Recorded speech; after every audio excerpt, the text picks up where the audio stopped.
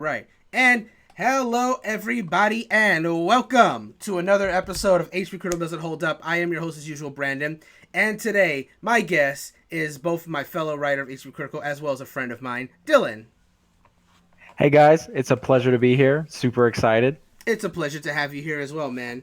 Yeah, I've been looking for an opportunity to have you onto the show for a little bit now. So I was like, you know what, this is nice. This is a game that he might enjoy. We could play it together and talk about it.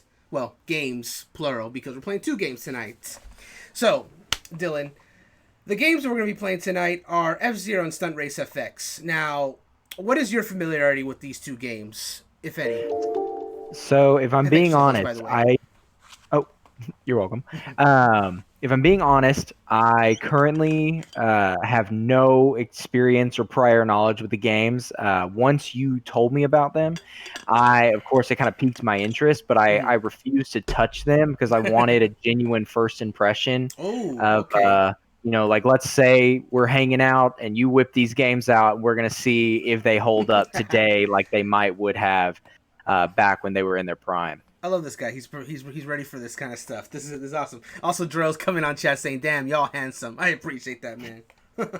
Jarrell, great to see you here, making me feel so good and loved. Oh yeah, he does that for a lot of people, and I enjoy it. It's what I love about the guy. He's great. He's great. But yeah, so I'm glad. So with what you said about F-Zero and Stunt Race FX, I'll give you what I know about these games. Okay. Of the two, I know more about F-Zero than I know about Stunt Race FX. But what I can tell you about both games is that in their own way, oh, Drill's throwing some hearts. We love you, Drill. Yeah, so in both games, in their own way, was essentially demonstrating the hardware powers of the Super Nintendo. Essentially, Okay. Drill said, "Dang, I came here to gas y'all up, and y'all gassing me." That's what we do, man. HP Critical is all about about returning the love you give. That's what it's all about. Jar- Jarrell, you got that clean cut too. The Uh, clean cut, love it. it's impossible not to hype you up. That's what I'm But so saying. so these two games really showcase that power that the Super Nintendo had. Correct. So the first one, F-Zero, that came out at the launch of the Super Nintendo, and that Okay. much like Super Mario World and Pilot Wings, which I played last week with Toby, was meant to show what the system was capable of. So it's like it's third person racing games, and that in itself is kind of impressive because that was very rare for the NES because of the 8-bit graphics. With the 16-bit, Right. now you can do that a lot easier, and the Mode 7 graphics, which kind of sort of simulated like 3D environments, even though it wasn't really there, would give you the feeling of racing.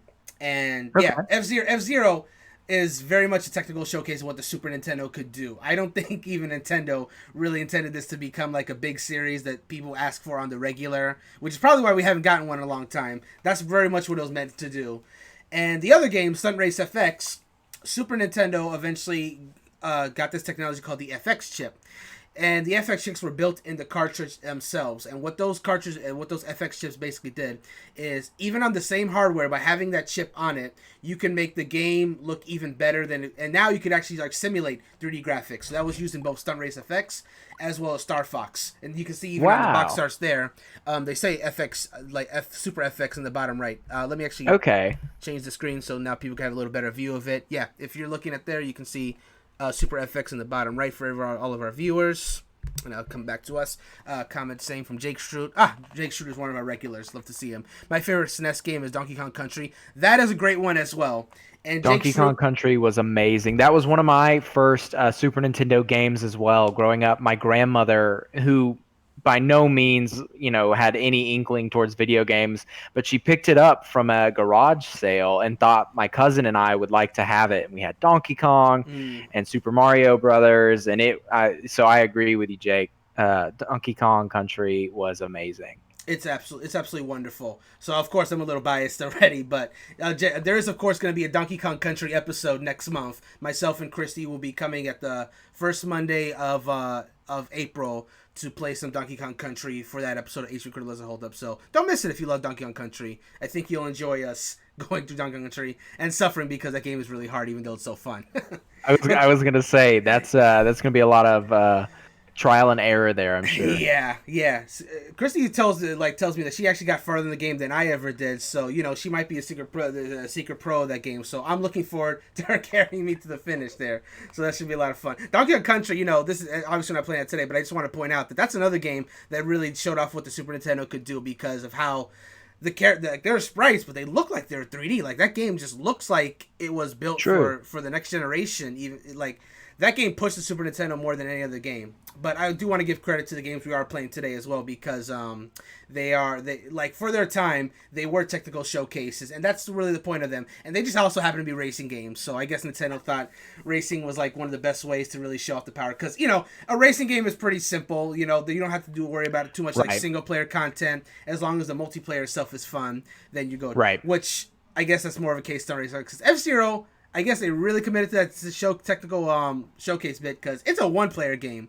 But that ain't going to stop us. That's not going to stop us because the Nintendo Switch does have the ability to switch players on the fly.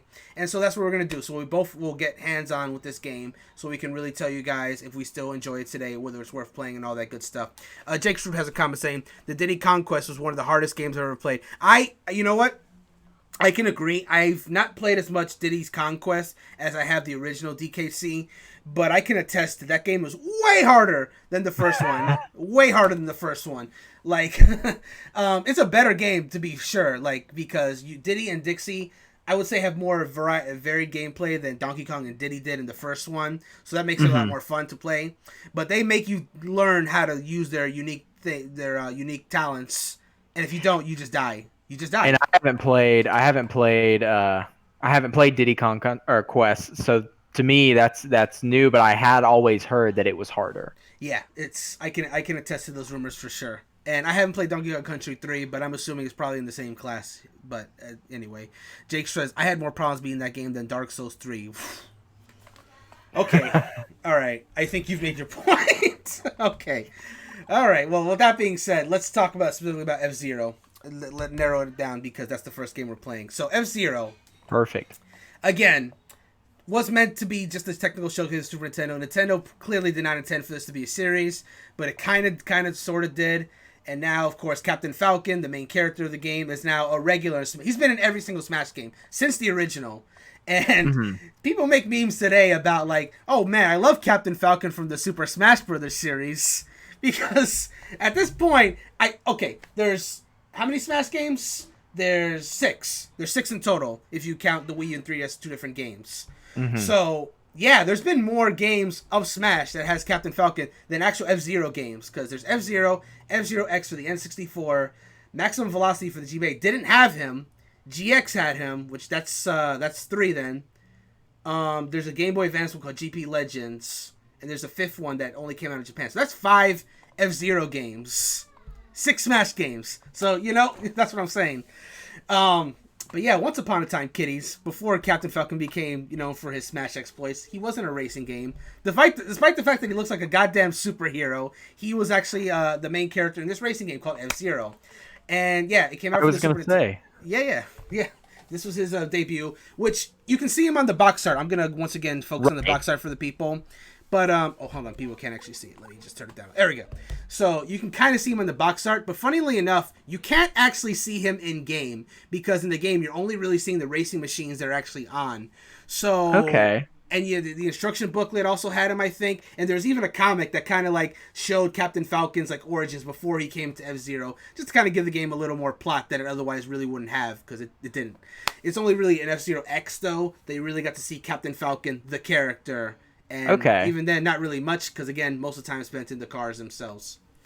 But yeah, he has a little bit of a legacy. Nintendo they just haven't made a game since 2004, but he does have a legacy of being in games like this. Right. Jake Schrute is asking us, have you ever played Cuphead? You want to feel that one, Dylan? Have you ever played Cuphead? So I actually have not played Cuphead. Originally, I didn't have an Xbox, and I know now it's on other consoles, but I didn't get it, and then there were other games I wanted to play, and so Cuphead had always kind of been one of those games that I always wanted to play, but it just never was at the top of my list. Yeah, I can see that. So I'm in a similar boat to you. Like when Cuphead originally came out, it was originally a PC Xbox exclusive, and at the time I didn't own any Xbox system whatsoever. On PC, I mean I had a PC, but I didn't really play a lot of games on it. Jarrell's saying Cuphead is so hard, but I finished it. That's first off, that's applause worthy because that's what I was gonna get to next. That Cuphead is a yeah, notoriously hard I game. just want to pause briefly to say, Jarrell, for you to finish a game, I want to applaud. I want to just applaud. a game in general. Not even the fact that it's hard, just like applauding that Jarrell finished the game. I love the very subtle shade you throw in there. It's subtle, but I caught it.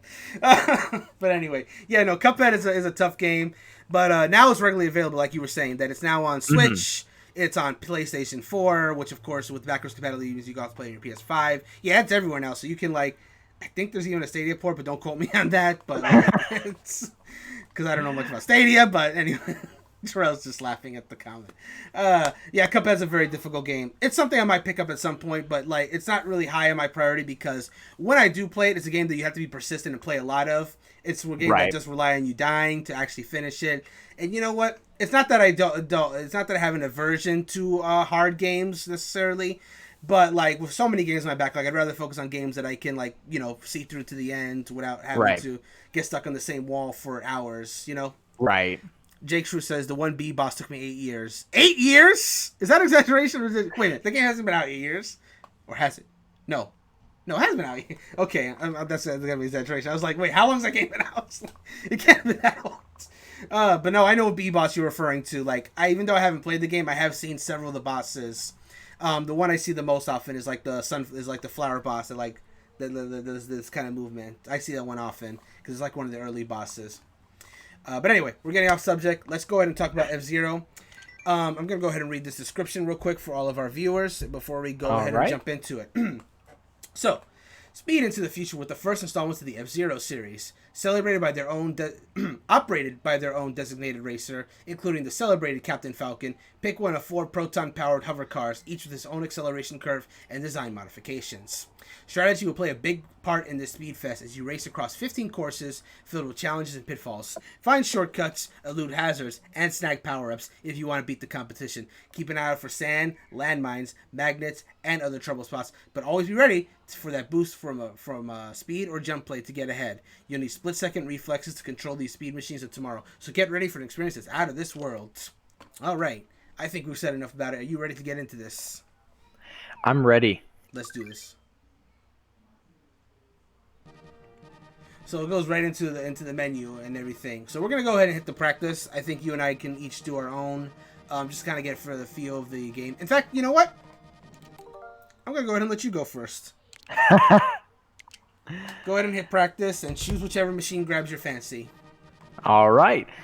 Just so everyone's aware, I am playing on handheld for this, but you will be able to see what I'm doing on the screen here. So for sure. So now you can select your car. So you have 4 options. I can walk you at least through this part. Okay. So go ahead and give me. So yeah. You have Captain Falcon at the top there. That's his machine, the Blue Falcon. Underneath it, you got Dr. Stewart with the Golden Fox machine. Underneath that, you have Pico with the Wild Goose machine. And finally, the last player is Samurai Goro with the Fire Stingray. Now, if you select either one of the car, whichever one you want, they'll give you a little bit of stats, a breakdown of what you're working with there. Obviously, Captain Falcon is your most balanced character, but feel free to choose whichever one you want to feel like doing. Oh, what's up? Oh no! I ended up. Yep. I hope that does not happen again. Let me rejoin. Okay, no worries.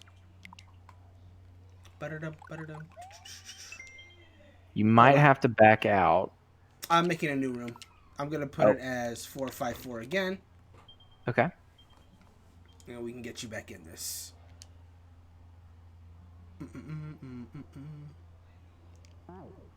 Okay. 454. By the way, real quick while you're getting back in, how are you enjoying Final Fantasy X-2? I was playing a little before the stream came out. So it's good. I'm enjoying it. I need to get caught up. Don't tell Jarrell. because part of me really wants to get into Final Fantasy 12 Zodiac Age. Right. Yeah, like Uh, you mentioned earlier in our chat. hmm But I'm trying to be good and stick to um, X or 10-2 because Yeah. it's not even that I'm not enjoying it. I have a love for MMOs, and so the Mm, thing with 12, with it basically being a single player MMO, yeah, I can see just that. it blows my mind. Dro's happy you're enjoying it. So I think I'm gonna go. And he's Um, also laughing because he's like, as if I'm not in here. oh, I already knew he was here, Okay, yeah. and he wants to play 12 as well, which makes me happy because then that might mean that we're playing 12 as part of our next series, which I would love. You know what? I would also be down with that because I have not played 12 all the way through. I've only played a little bit. So if that ends up being our next game, won't complain. Anyway, you get to choose which course you want to do on. Mute City is where I would recommend you start because, it's basically help you learn the basics of the game. Okay. All right, so And you'll want to find the acceleration bar. There you go. there we go. And that basically recharges your power. So you have a power meter at the top right, and essentially, that's your health. So in this game, Oh. if you crash too much into walls or crash into other people, that power meter will go down. And if you that speed boost there that you got, yeah. So if you that power meter goes all the way to the bottom, your machine will blow up, you will die, and you also be disqualified, which is the main casualty. That's there. a little morbid, but I love it at the same time. Yep. And that little side thing you're on there restores your health each round. And each Okay. slap, you'll notice at the bottom right there, you also have like a little power meter. I'm sorry, a little S meter there that represents a boost. I forget which button it is specifically, but that essentially will help you boost. Yeah. I'm putting us at the bottom there so it doesn't like block too much of the action there because people couldn't see the power meter I was referring to. So there we go. There we go. People should be able to see everything and see us at the same time. That turn gets me every time. Let's see if I can find that power button. Oh, I think I figured it out. There it is. There you go. So, I think there's a break button, but for these old Super Nintendo racing games, what always helps me is if you're having trouble with a specific turn, it's easier to just kind of like let go of the gas for a second. That's what helped me. I don't know if it's the same for you. There we go. And also, you're going fast. You're look at that speedometer. You're going over 400 kilometers per hour. Yeah, I saw that for a second, and I was like, "Oh my gosh, I am flying through this." Oh yeah, the sense of speed, even for an old game like this, is pretty palpable. I remember what the game was, Dylan. The NES game that you asked me before the before the stream. And what was your favorite? It was called Vice Project Doom. That game really surprised me of how much I ended up enjoying it. I love that. I will tell you more about it after the podcast. And I keep saying podcast like we're streaming. It's not a podcast. It's a stream. I mean, it'll basically become a podcast. Once we talk about the game. But right now it's a stream. Anyway. Right. And honestly, I'm having a lot of fun playing it. I mean, just knowing the age of the game, the control, it's pretty responsive. The racing feels good. I mean, I think he was catching up to me. Oh, he was catching up to me. You kicked Pico's ass. But it was that was enjoyable. Honestly, I kind of hate knowing that wasn't multiplayer. Right? Natively. Yeah. Every other F-Zero game has multiplayer, but this first one doesn't. Like, it really was just kind of you race by yourselves, and then it's like, that would have been cool if you could have like done split screen with a friend, which they did do in like Mario Kart, obviously, like Super Mario Kart, which also came out on the system. But right, yeah, just not for this one. All right, I'll take a whirl. No. And that was a ton of fun. I'm excited to kind of see how the experience is for you on the practice course. Yes, sir. Okay, so I'm going to be using Dr. Stewart. You know what? I will take on Captain Falcon and see how well I do against him. So what kind of course is it? Big Blue. This is another classic. Big Blue is I love Big Blue. Okay. Wrong button. It's the B button to accelerate. Ooh. Golden Fox is a little more slippery than the Blue Falcon. Yeah, and but it still seems to be responding to you quite well. I mean, I can tell you're turning, you're taking the turns well. Um, how's Well, it feel actually controlling it? well, for this one, I can tell you that like I have used like usually when I play this game, I go with Captain Falcon because it's the most balanced and therefore the easiest to control. So using a character like Dr. Stewart with his Golden Fox machine that has a little different handling, it's Okay. interesting. But he's definitely faster too. Like his top speed is definitely higher. He's just a little bit tougher to get a handle on. And I'm also trying to do something a little bit different. Like I'm using the shoulder buttons as well to try to get a little bit of drift going. But it's very difficult to actually maintain. Like it does take practice, but you can help. It can help you like do tight turns in that respect. Right. And I was utilizing kind of that strategy you had mentioned of just taking my finger off the acceleration and just kind of using that to help me on those tight turns. I do wish it did have some drift, but I also remind myself, I mean, the age of the game, I mean, you look at older Mario Kart games, you didn't exactly have good drift mechanics. So. Right, exactly. Like yeah, the older Mario Kart games were, you know, they had drift, but they weren't easy to pull off. I'd say. Also, he's like kicking my ass. Captain Falcon is. I can't even see him. What is this AI, man? They're like merciless. And you know, F-Zero is a honest racing game. There's no items, so it really just does come down to your racing skill in these kind of games. Right, and I kind of enjoy that. It really does come down to, are you good with the controls? Can you handle the turns? Are you making the right choices for your play style? It's not about, oh, did you get back-to-back blue shells that helped you catch up? Right. I think I'm on the final lap, but he's like honestly nowhere to be found. And now I'm just holding out hope, waiting on you to catch up.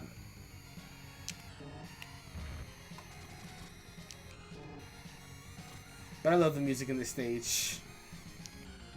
Like aside from Mute City, I think this is the most well-known F-Zero track. I definitely lost. Wow, what was his time? 2:30. Oh wow, so I was like 6 seconds behind basically. Yeesh. So that was his. Okay, fair enough. You won this round, Pico. Let's do. I'm sorry, that wasn't Pico. That's Captain Falcon. You've raced Pico, not me. Yeah. Anyway, trying to see which. Let's do 2 more practice, one each, and then we can do try out a Grand Prix and see how that does. Okay, that sounds good to me. Okay, so I will give control back to you, and you may choose any machine you want and race any person you want. All right, I think I'm really loving this Stingray. You said it was a Stingray, right, or a Manatee, or not Manatee? It's the Fire Stingray. Yes, that's what. Yeah, the Stingray. Machine.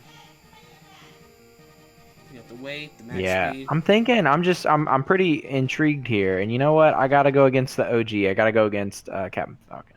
All right, we'll choose your course. Let's see. Sand Ocean. Deathwind 1. All right, Deathwind just sounds intimidating, but I looked at the course and it was just a giant loop. Silence. I kind of like the look of Silence. Okay.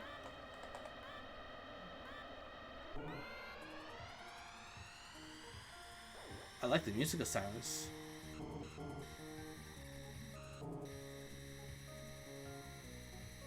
Branching paths. Ooh. Oh, interesting. It's a potential. I was gonna say this is an interesting mechanic right here. Yeah, this is the first time. Oh, whoa! Look at this turn. Wow. That was honestly, this is a little brutal.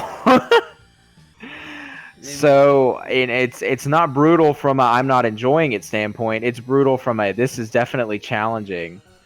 These are sharp turns, but I'm loving that branching path mechanic. That kind of lets me. Oh, and so you do have to avoid that. That's kind of what I was thinking. Yeah. And I just tested it out. and I'm bad, and I hit it. But Hey, now you know. I like that mechanic. Just for a little bit older racing game to have kind of branching paths, to have ways of making a kind of quick comeback, dealing with these super sharp turns. So you would almost, for a path like this, need someone who really could accelerate fast, because you're going to constantly be coming. For sure. But yeah, these turns, I'm just looking at them and like, eesh. They're just... I wonder what the tech is. Like, obviously I've been doing the... Oh, your power's going down. Oh boy, you're almost out of health. Oh! Samurai Goro is dead. You have lost your life in addition to the race. You doing okay there?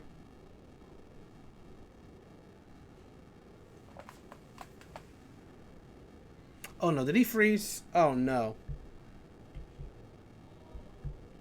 I thought it was weird that he was just kind of like just not moving.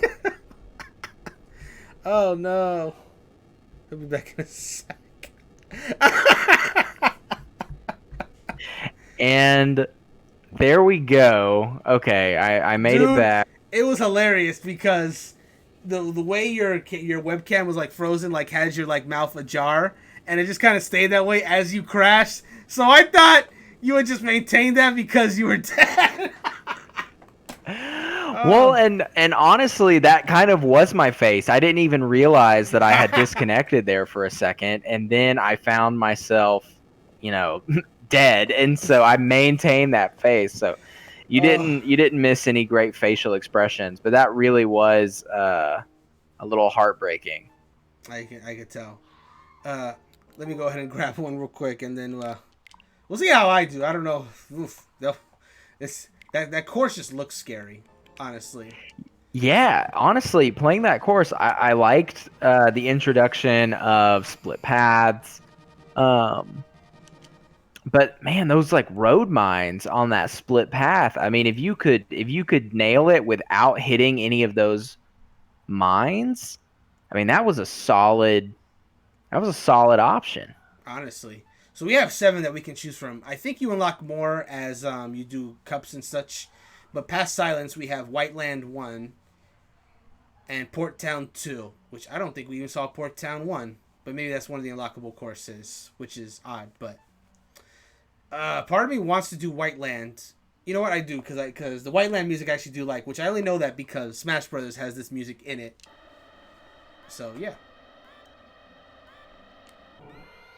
I can't wait.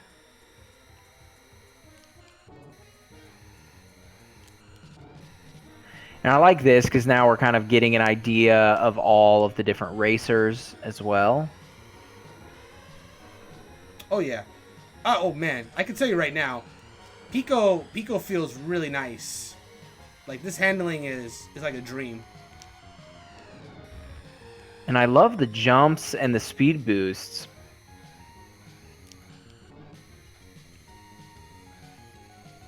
Well, that's not too bad a course either. Just to take off a little bit off the acceleration on some of these turns, and you're good. You're golden. Actually, this really... Oh, crap, you passed me. Oh, damn it. Took some damage there. Alright, we're gonna have to get to the straightaway and boost.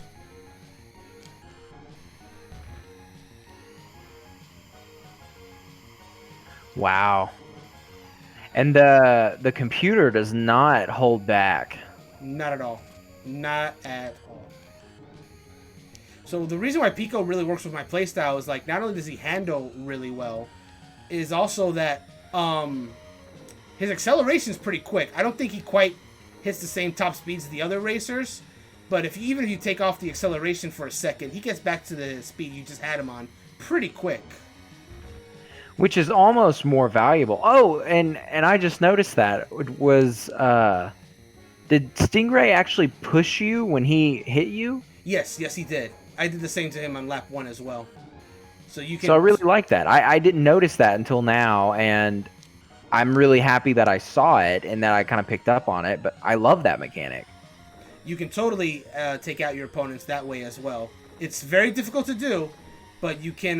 Yeah, later games would elaborate on that even more, like where you could just win against your opponents by destroying them.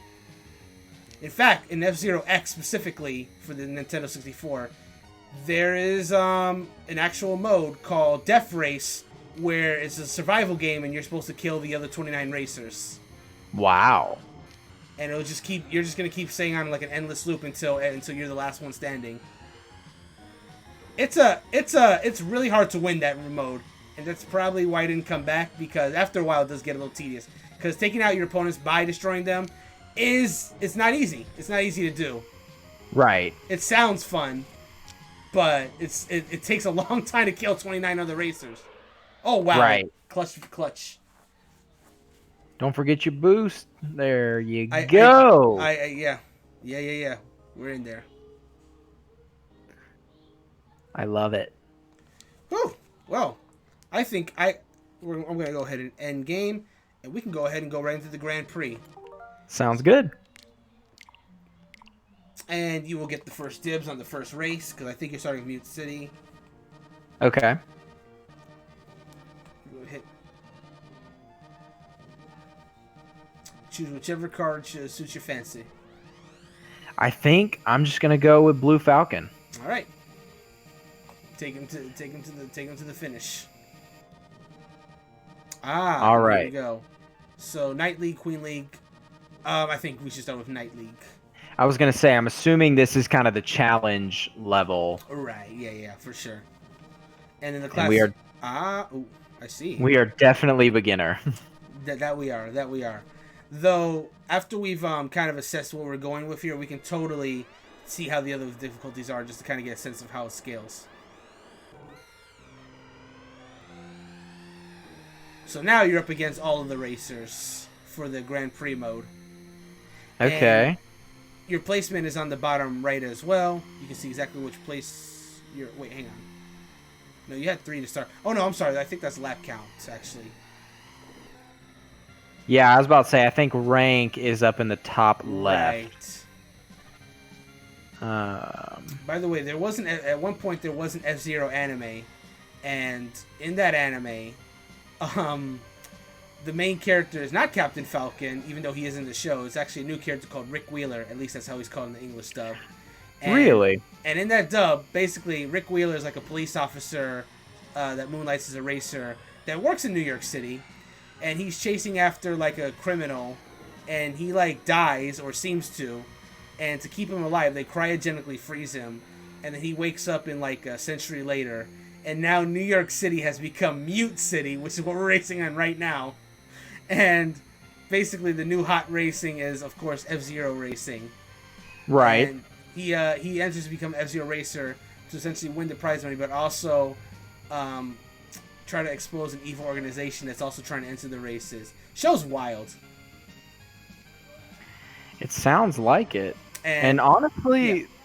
This Grand Prix, so I just want to say really quick, not to interrupt you, it almost feels a little easier than the practice rounds we were doing. Yeah. I think I've maintained rank 1 most of it. Yeah, and I don't imagine it'll be that different going forward either. I do notice that they do like duplicate some races. You just ran into like 2 different Golden Fox there, and you're about to do it again. No, I'm sorry, that's a Fire Stingray, but nonetheless. Oh, and now I just got passed. F-Zero also, like, you know, this game is only had 4 characters, but later games has like always maintained like 30 characters, which is crazy. But and then all 30 characters of those like race. I am surprised the N64 was able to handle that. What they did was like the models, the actual machines themselves were like rendered in 3D, but the backgrounds were rendered in 2D, so they could like, I guess, spare it that way. Right. But still, which makes sense. That's absolutely nuts. They were able to, on a Nintendo 64 game, 30 races on screen, and then to have all those as playable characters as well. Fantastic. Awesome. Let's see if I can carry the torch for round 2. I was gonna say not to put some pressure on you, but it looks like we're in first. I don't want to see that gone. But I'm wondering. So are we hitting every map? It seems so. I don't know how many is in a single Grand Prix, but we shall find out. Okay. And so I also want to say it feels like that for part of it, when you get those other racers that appear on the track, I think they are intentionally there to try and slow you down, because if you hit them, obviously that slows you down. Very true. Which I think is just a fun little way of just adding a little challenge to it, because you don't have items, you don't have anything like that. So to just make moving obstacles kind of spices it up a little bit. For sure. I just made one of them spin out. If I can just catch that guy, we'll be in a better shape than we were before. Okay, that was someone that I think got lapped. Therefore, it affected nothing. Okay, beautiful, beautiful, beautiful. All right, that was a good turn. That was a great turn. Let's take that rank 1 real quick. I feel like turning in this game is really the key. Yes. If you can get the good turns, then everything else is fine. That's for sure. Ooh. So the first time I ever played this game myself was actually when it came out for on the Wii Virtual Console. That was okay. That was my introduction to a lot of these classic games, because I didn't own an NES nor a Super Nintendo. So this was just my way of playing a lot of those games that I had, missed. Right. And I'll say I'm still waiting for them to add Mother to...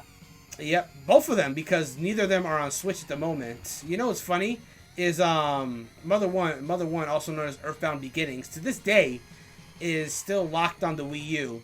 They have not really released that in any other system. Whereas Earthbound, at least, or Mother 2, that's on the Wii U. It's on the Super Nintendo Classic, and you can even get that on a new Nintendo 3DS, but not on. Oh God, hold on. Yeah, but it's not on Switch yet, and that's the one Super Nintendo game that most people have been asking for, I think.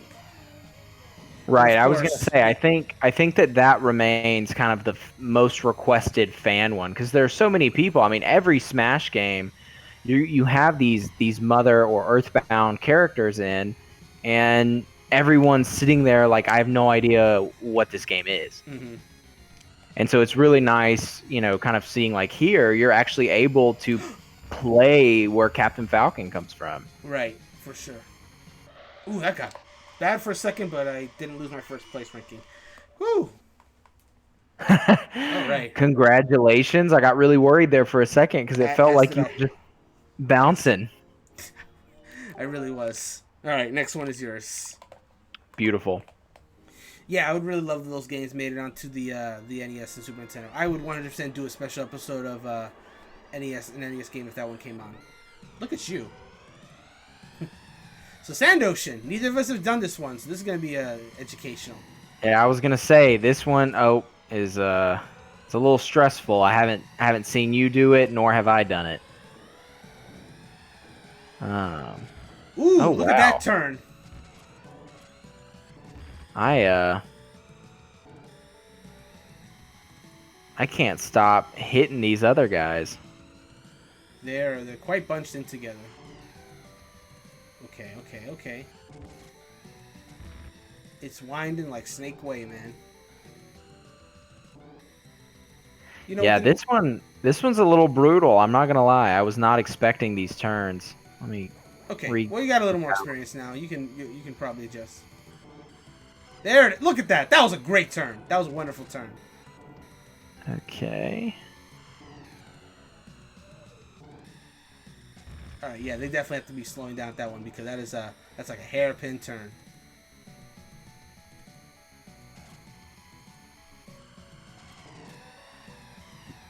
The mark of a lot of great racing games, I feel, is like how well does the game allow you to deal with turns, and as a player, how well can you deal with said turns once they pop up your way.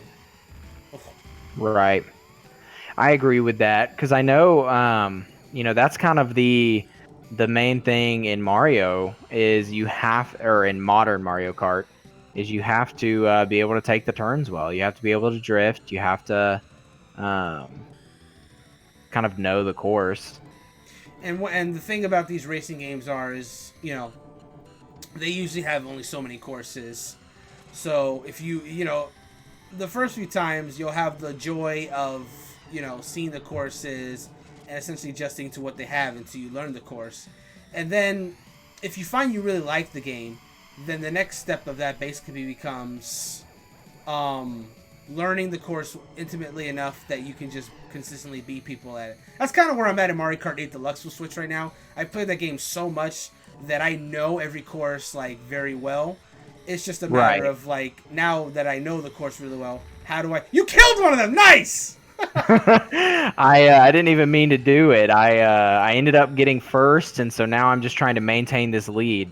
Oh, poor guy must have been really low on the energy. He must have not been taking those corners well, you know? Honestly. All right. All right, racking up on these, on the power regen. Yes, sir. Now I just have to try not to wipe out.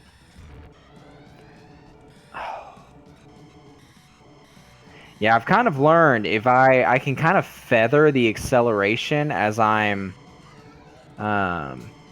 taking some of these turns to kind of maintain speed while I'm coming around.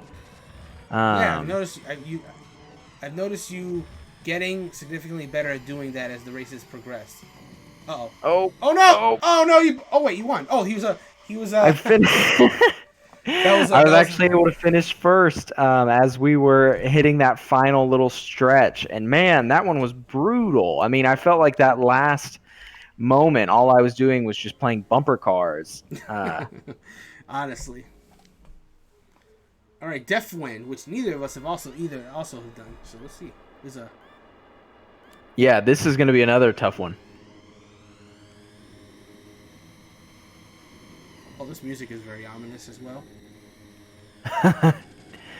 I also love good music. I think that also is a telltale sign of a good game. I missed that boost. And I quite honestly don't see a lot of great soundtracks get the love they probably deserve. Oh my God, you're preaching to the choir, man. I love. Dude, hold on. Before I continue though, there's a gimmick to this course. There's wind. There's literal wind blowing my car to the left and right sometimes. Oh. So it's not extremely apparent, but I feel it. I feel myself being pushed to the left and right as I'm doing this race. Oh my God! and that I thought this course seemed a little too simple, and that's why it's got this hidden little mechanic to it. But right, no, yeah, that's a game changer right there. If you're not expecting that. Oh boy. Okay, I got 2 boosts here. I need to use them on these straightaways here. Try to get myself back up here. But now that I'm adjusting to the wind a little bit, it's a little easier to deal with.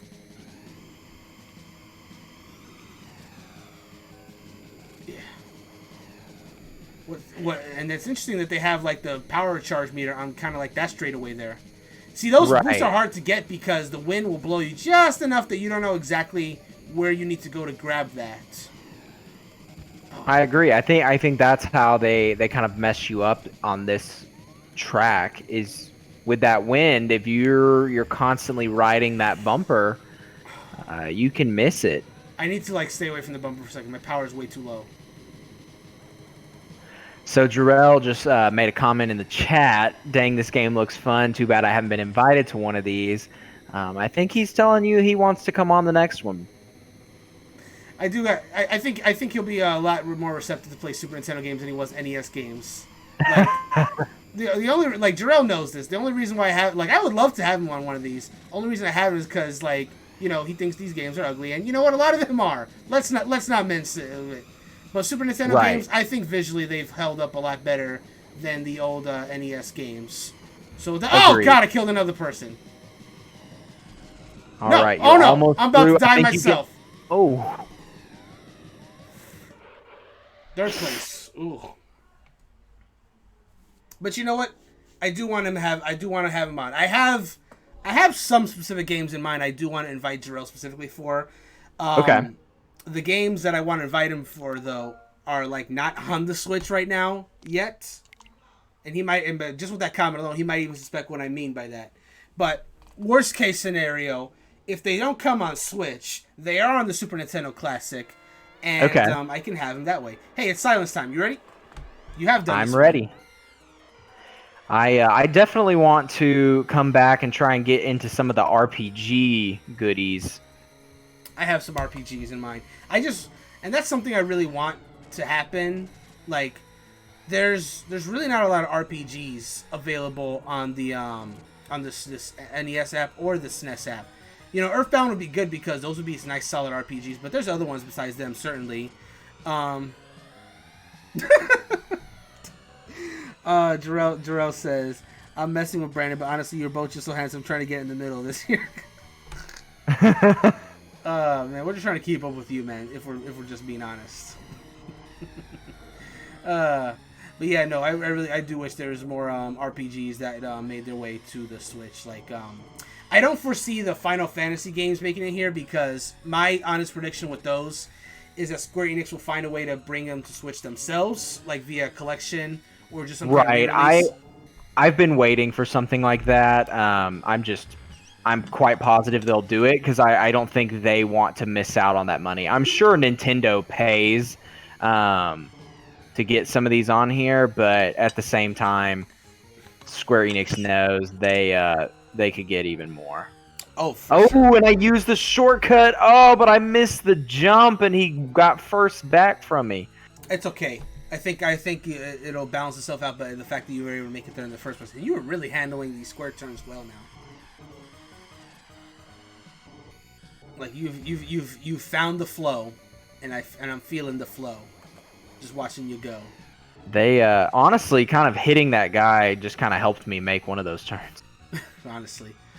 Square. I'm sorry, Square.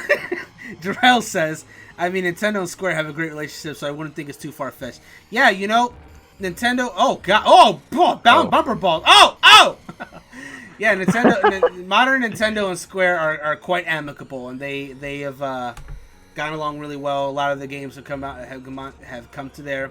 And I'm glad... This is a mini history lesson. I'm glad that Nintendo and Square are cool again, because there was a extensive part of history in which they were not. Are you familiar with that era, Dylan? So I am not. What happened there? Yeah, so, you know, when Squaresoft, what they were known as at the time, were making their initial games, you know, they were very buddy-buddy with Nintendo because that was the main place they were releasing their Final Fantasy games. Right. 1, 2, 3, 4, 5, 6, they were all in Nintendo systems. Then there's a partnership that Nintendo did with, hey, nice one. Look at you. Beautiful. Look at that improvement. Look at that improvement. Thank you. I feel like I redeemed myself from that practice round. Oh, you most certainly have. I knew we... Wait, are we done? Was that the last race? I don't know.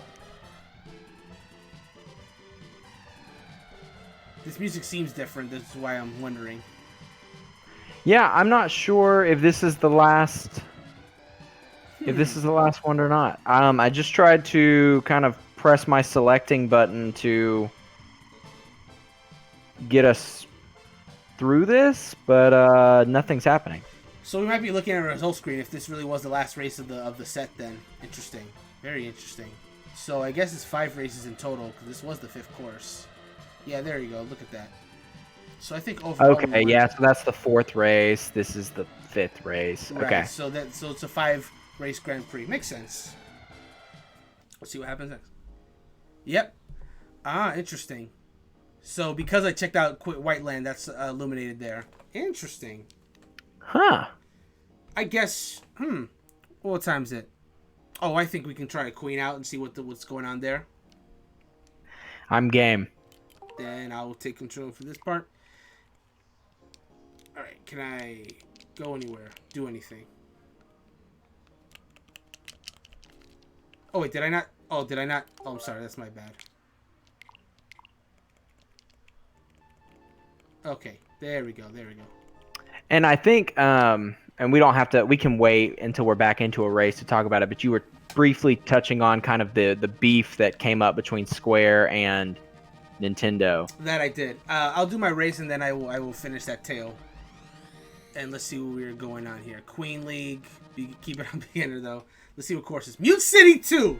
The sequel to Mute City. Oh, this is a new course. Let's see what we got going on here.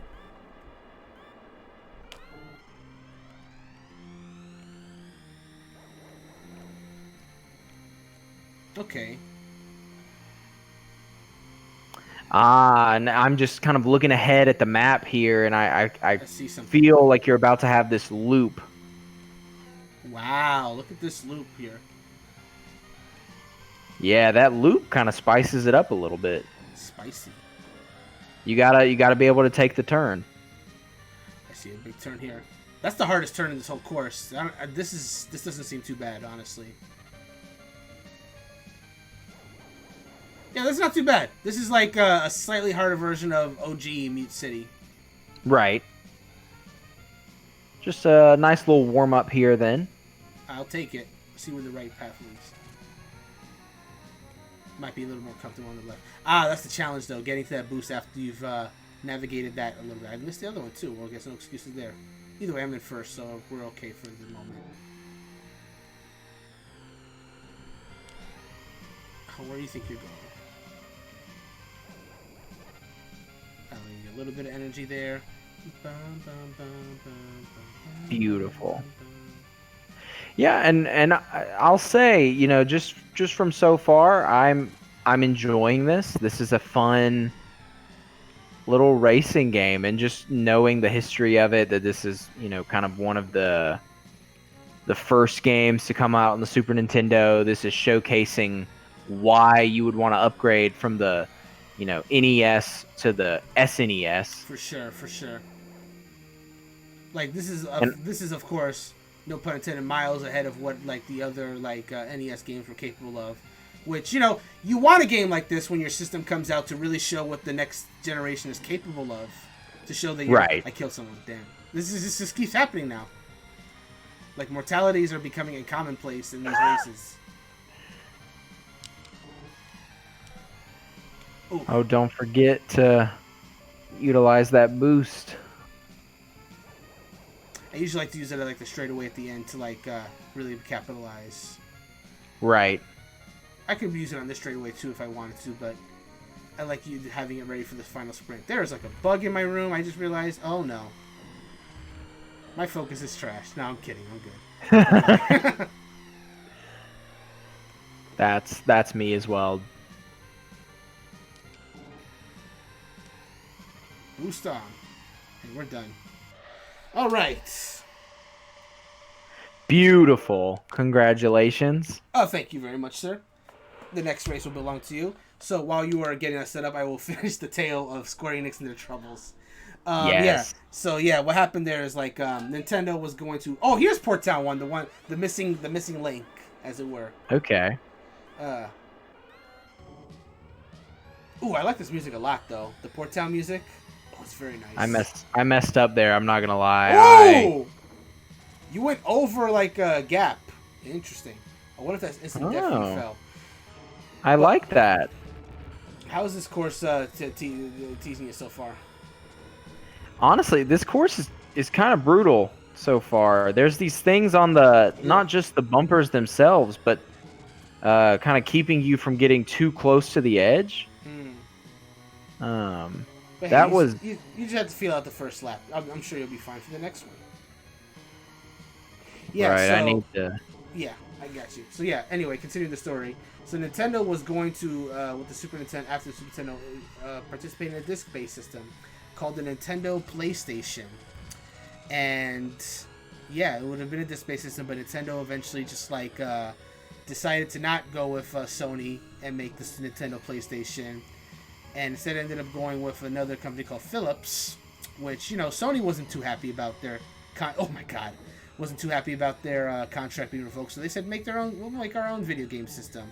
And so that's how the original Sony PlayStation 1 was created, out of their desire to, you know, they had some experience with video games now that they were working with Nintendo for those years, but, you know, it didn't end up anywhere, so they made their own system. Right. And as it turned out, Square Enix had very big ambitions for their next generation of PlayStation games. I'm sorry, next Final Fantasy games and whatever RPGs they were doing. So, these discs, the graphic capabilities on a PlayStation 1 wasn't quite up to what Nintendo 64 could do, but the space that discs could hold was infinitely more than what the N64 cartridges could hold, and therefore they could make the games as big as they wanted them to be. So, Right. when they wanted to make Final Fantasy VII, well, that came to PlayStation 1 because that was the only system that could, adequately perform the big game that they were wanting to do, that ambitious game. And, that rubbed Nintendo the wrong way because, they had been so faithful to the Nintendo system all these years. And they saw it as kind of a betrayal.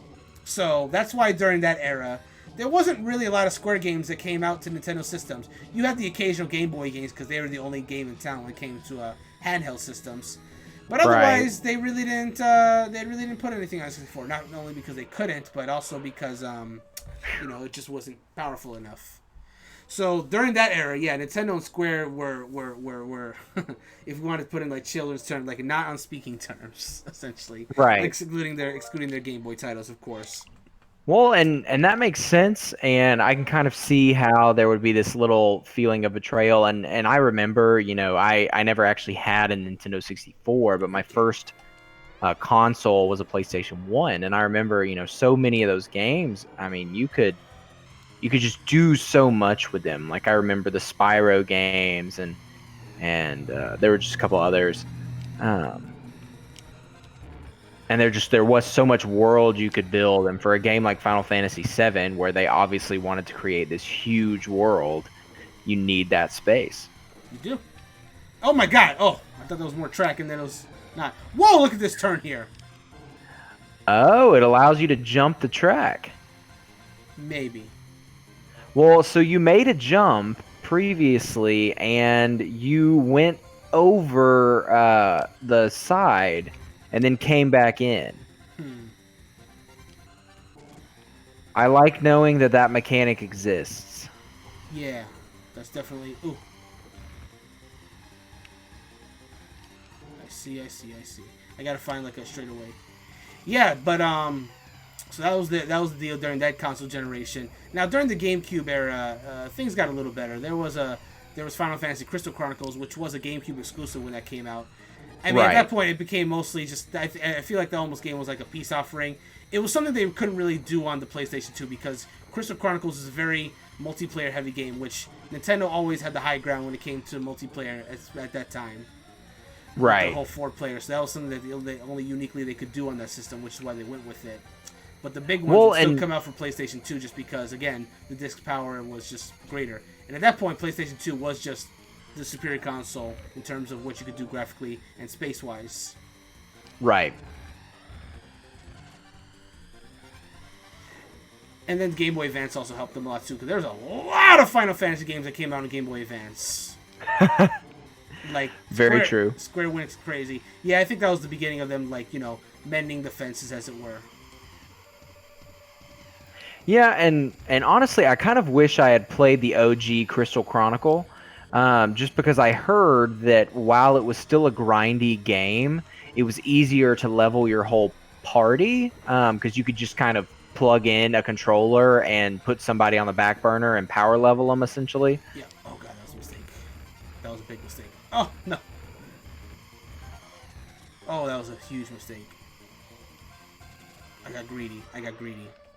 It's okay. I came in second, and I completely understand and cannot blame you at all. It is what it is. We'll do better on the next one. I am positive. Anyway, here's White Land 1, the one that I did. I don't think you have too much difficulty with this one yourself.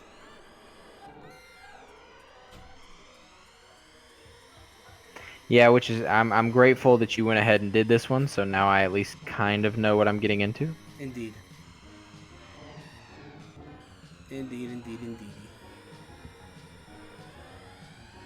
Wow, I missed all of those.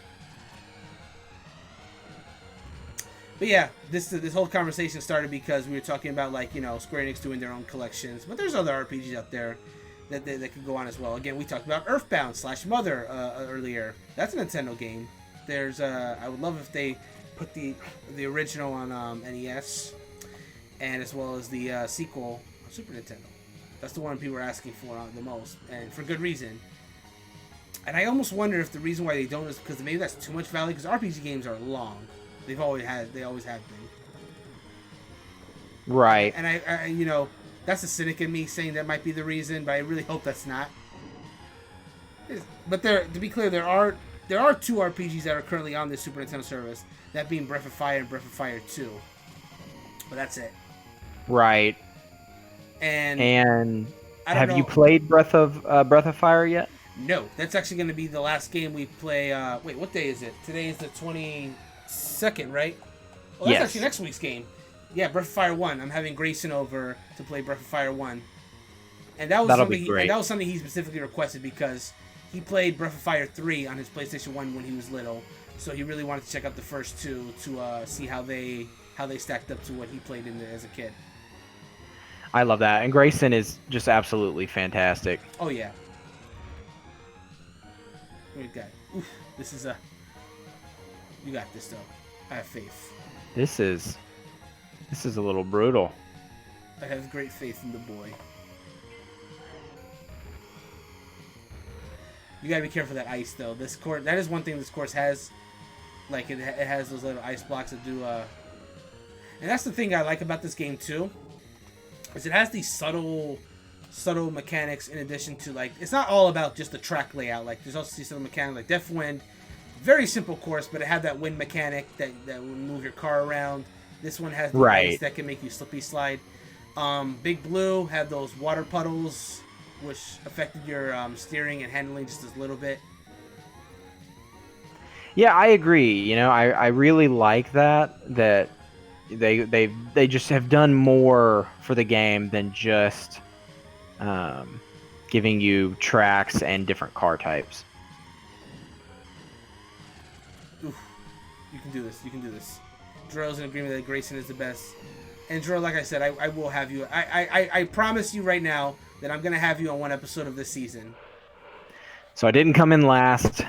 I have to say, at least I didn't come in last. Yes, that's true. All right, I think we're on the last course right now. I think after we've done this one, we can Whiteland 2. What? Right into it, huh? Okay.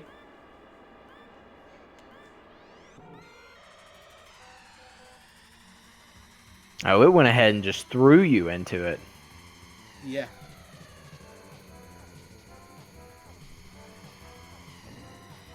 Oh, look at this turn.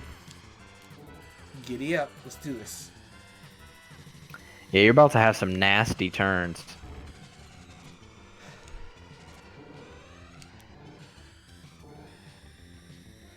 Maybe it's my imagination. But the music sounds slightly higher pitched because Whiteland 2. I could be my mind train. What? What? I guess you have to make the jump. So that's the thing I was telling you about, like in the last course. It was never an issue because you always made that jump. But that one was like a really far gap. Yeah. I was thinking the exact same thing. I was like, well, how do you... We can try again. I think that the bottom right that we have lives. That was a little rough. How? Okay. Let's see what we can do here. Like it wasn't going terribly up until that point. Like I was not doing great, but I wasn't doing terrible considering what I had to deal with in this course with the ice and the hairpin turns that we're working with here.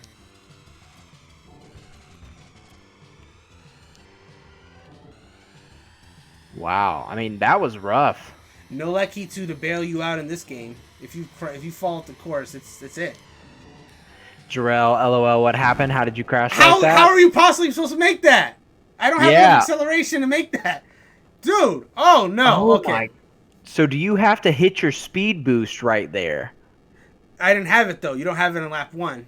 Like, you're right. That's a good technique for later laps to make it easy. But the first lap, you just have to have enough acceleration to make it. Oh boy, hold on. I gotta read some concentration. Joe says it's fine. I'll probably just talk about how bad the games look anyway. Yeah, Second is, though, honestly, this one looks fun. I like the soundtrack. I do as well. The soundtrack of this game is wonderful. And the third one, how did you crash like that? Hey, I just fell off the course. I will try one more time. That one's a little rough. I will attempt it one more time, and then now we'll just go ahead and give our thoughts out.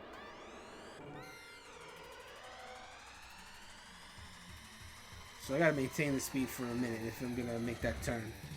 Well, that turn. I can still work on these regular ones and be fine. Right, and I feel like that's the key here. But it's so frustrating is you have to make that jump after coming off of a super sharp turn, so you're not fully accelerated either. All right, I think we're coming up to it. No, not You're yet. getting close. You've got a couple more turns.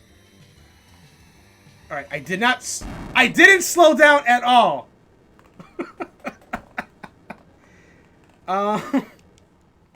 Yeah, I don't know the trick there. Okay. There's got to be a trick. One more time. Huh. Well, they really get you with that one. Yeah.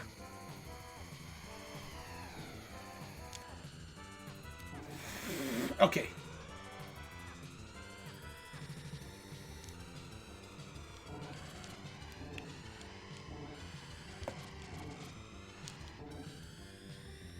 Okay. This one, I know I gotta... All right. We're getting close to it. No, I just don't gather enough speed to make that. That's really far. You gotta, like, game over. Well, that's that. Okay.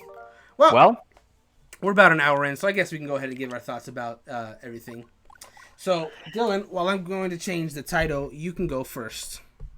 Yeah, so I'll kind of start by saying that I thought that F-Zero was a lot of fun. A little disappointed after playing it to know that it wasn't multiplayer. I kind of think that would be kind of how I want to play that, would be playing with, with a buddy. You have your friends over, you're sitting on the couch, and you're racing each other and you're bumping into each other. But that's me with racing games. I don't tend to enjoy playing a racing game by myself. All that to say, the mechanics, the gameplay, all of it was tons of fun, and all the maps until we got to that very last one were at least doable. And I'm sure there's a trick to doing that last map. We just couldn't figure it out. But I enjoyed it, and the soundtrack was great. I think especially for its time that was a great game, and I think it still holds up as an enjoyable game to play. Yeah. I'll piggyback off that real quick. This is less about the game itself, but what you were just saying about the soundtrack itself. If you came out of this, if any of you, Dylan, Jarrell, or anyone else watching this came out of this saying, hey, this soundtrack's really good, almost all of the songs in this game are in Smash in some way, in like the My Music section, either in the original Super Nintendo 16-bit MIDI form or remixes. I must say, this game has a course called Firefield, which we didn't get to, but Firefield, its regular music is fine. But dude, there's a remix of Firefield they made in Smash Brawl that's still in modern games. It's like one of my favorite games. It's one of my favorite songs to have as a background when I'm like working or just having matches. It's such a good song. There's a lot of good F-Zero songs in Smash. Just wanted to put it out there. Now, onto the game itself. Yes, as you were saying, again, I do get it because... Oh, I just noticed it now. On the box it says the race of the 26th century. So this is meant to take place in like the future where you can just like race these machines like that, and I guess you could just blow them up with like no consequences, I guess. But yes, fair enough. Yeah. As far as like the game itself, again, I get it because it's a technical showcase, so I guess that's why they didn't think to have it 2-player, or maybe it was a thought, but like they wanted to just kind of show. Maybe there just wasn't enough time. Like again, right. Mario Kart came out later, arguably a much more well-known racing game, and for the Super Nintendo, and of course that did have 2 players. So at that point they were kind of figured out a little more. Maybe by reducing the speed, they were able to make it more consistent, so multiple players can play together. That being said, but still, yeah, like you said, like I certainly don't play racing games by myself. It's not how I like to play. I love to race against other people. Anytime I play Mario Kart, the reason why I put so much time into Mario Kart 8 Deluxe is because, it's Grand Prix modes. You can do that to unlock stuff, and that's nice and everything. But the far and beyond the most time I put on Mario Kart 8 was going online and fighting other people, or if I had friends over, racing against them, or racing online against friends. Yeah, like that's if I don't know how much hours I put in Mario Kart 8. Maybe it's like 80 hours, something like that. That's just an estimate. It might be longer, it might be shorter. But if let's say I did spend 80, I would guarantee you that maybe only 5 to 6 of that was single player. The rest of that is multiplayer races. So for a game like this, it's definitely a lot of fun. And it's very good that based on this foundation, they did make later F-Zero games that did have multiplayer, so you can still enjoy that same kind of like high-speed, fast racing, but now you can actually play with friends as well. And that's definitely a knock against this game, against its replayability today, because if you're just not someone that enjoys, I guess, arcade-style racers to play by yourself, it may not appeal to you as much, because multiplayer is a large draw of what these games are. But barring that for a second and just talking about the game itself, I said at the beginning of this was a showcase of the Super Nintendo, and after actually playing it and seeing more of the course than I think I've ever had before, that's 100% true. Because we got to see like all these like cool like Super Nintendo based environments. The racing was fluid. The controls did feel nice. Like barring that last turn, which I just could not figure out how to like get enough speed. That's probably just like couldn't figure it out. That's just practice. I guess that's just a tribute to practice of the course. Like, I guess you have to like come from another turn and just maintain the speed fast enough that you can just like go into it and just take the jump. But I just was not able to figure that out within the 3 lives, and that sucks. Right. But I don't think that's necessarily a fault of the game itself. It's just that something I just couldn't figure out in time. Because otherwise, we were playing, we enjoyed the mechanics. It felt fair. Right. Like some cars definitely felt better to control than others. I would say I definitely struggled the most using the Golden Fox. With Blue Falcon and the Wild Goose, which we were playing in that last race. Those felt great to control. I agree. How did you feel about the Fire Stingray, real quick, before I continue, which is the pink one?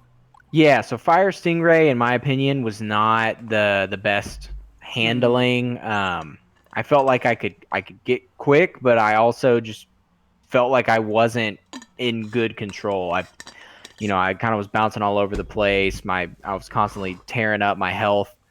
So I did not enjoy it. But Blue Falcon, probably my favorite. How did you feel about the Wild Goose while you were playing it the second round around? Wild Goose, I liked. I'll say, which it actually is something I kind of liked. It was a noticeably different handling than Blue Falcon, which for a game, a racing game from Super Nintendo, you kind of just expect it to just be basically a reskin or just a different skin. Sure. But no, it wasn't. It was an entirely different experience. So that was pretally nice. Great. I'm glad you said that, because it does tie into what I was going to say as well, that, even though it is a single player, given that this essentially, again, I say it again, this is essentially a tech demo, but the fact that they thought to put in multiple cars, 4 in total, and each have them feel different. A tech demo game could have easily got away with just having you do the one car and just have all these different courses. But they gave you 4 different cars, so you can choose which handling feels the best to you, so you can go through the different courses in the way that you would prefer to. And I think that's great. I think that's really good that it has that option for you to be able to do that.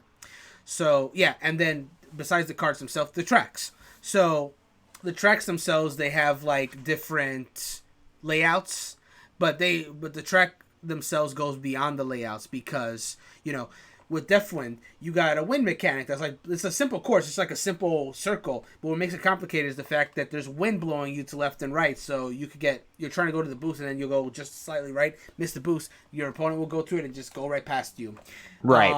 Big Blue and the Whiteland courses, you have water on the field, you have ice on the field. That will mess up your handling just enough that it could make your turns that much more difficult. And we encountered a lot of that. And then, of course, there's the gaps that some courses have. Like Port Town had it, which we were able to navigate. But Whiteland 2 had it too, which we were not able to conquer this time around.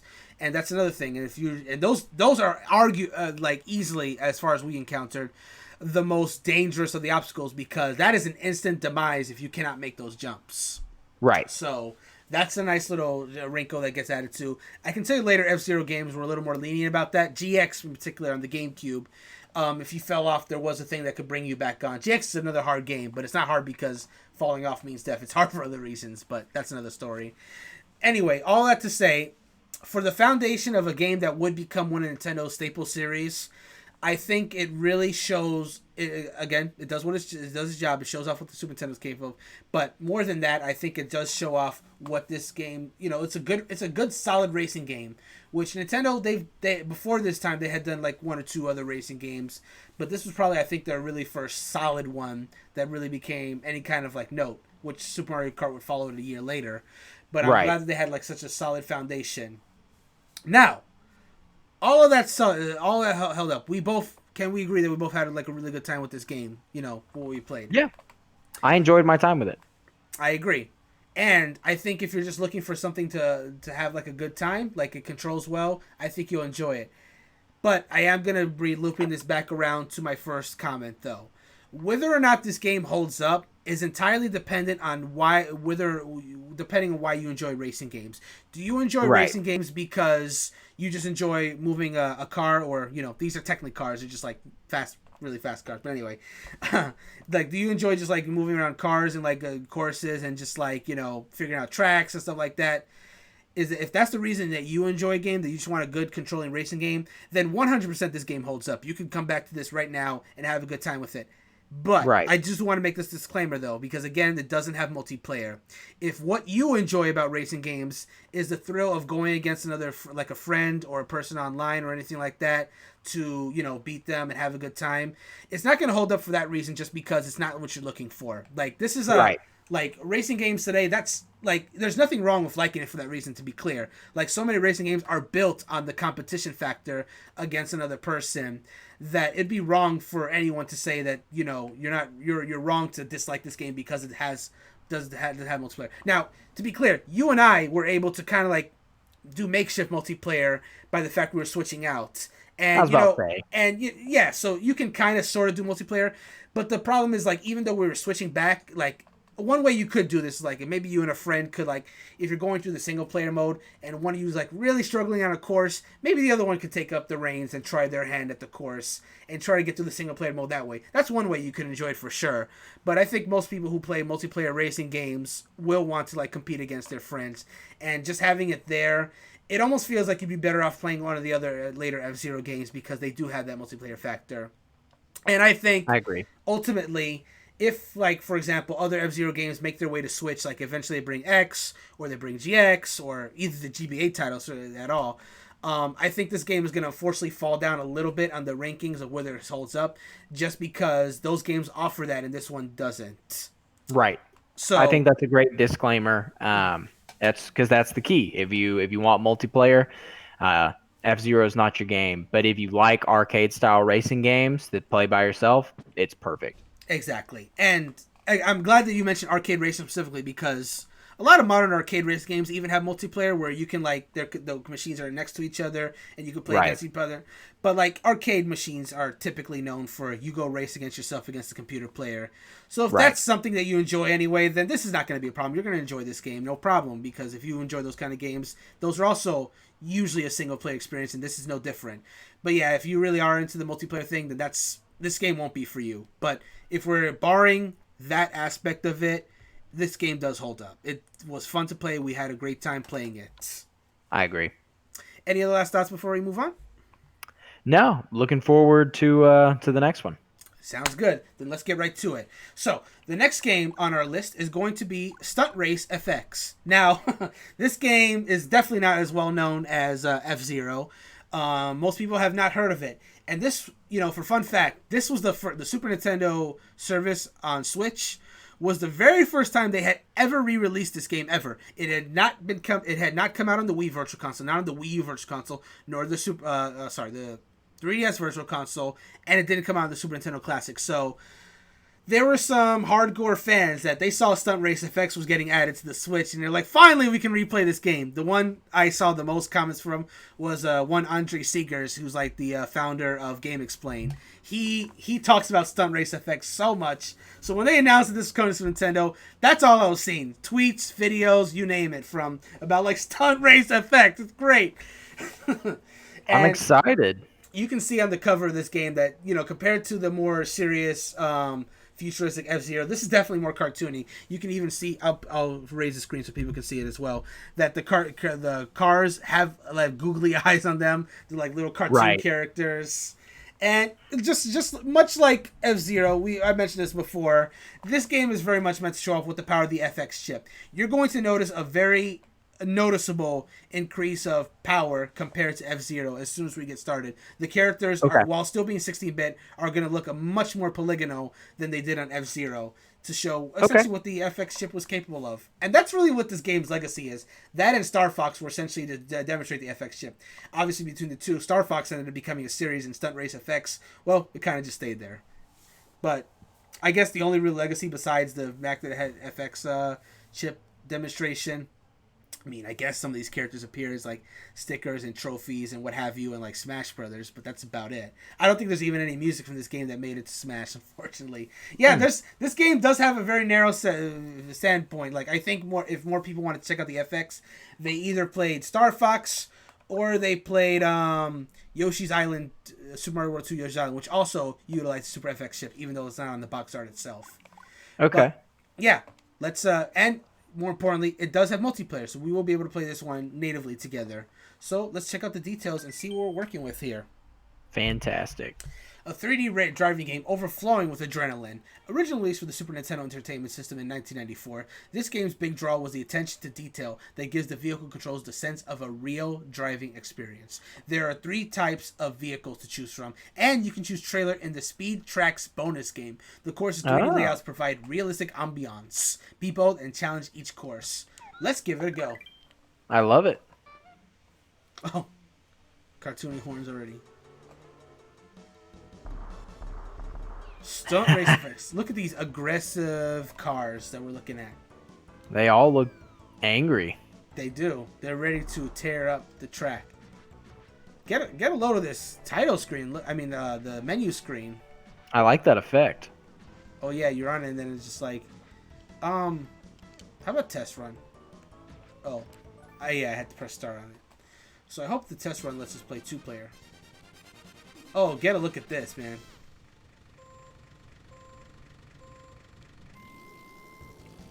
So you see what I was saying already about how, like, it's way more... It's still clearly 16-bit, but it's way more polygonal looking than F-Zero was.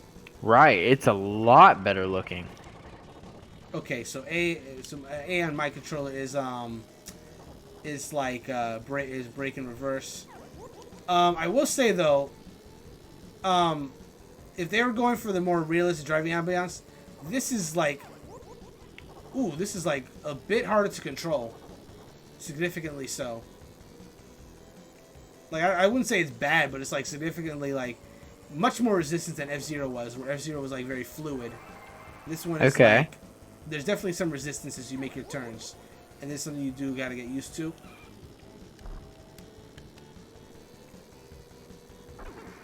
Ooh, that was an obstacle. I just want to see. Okay. Oh. Yeah, so it looks like this test run is just kind of letting you...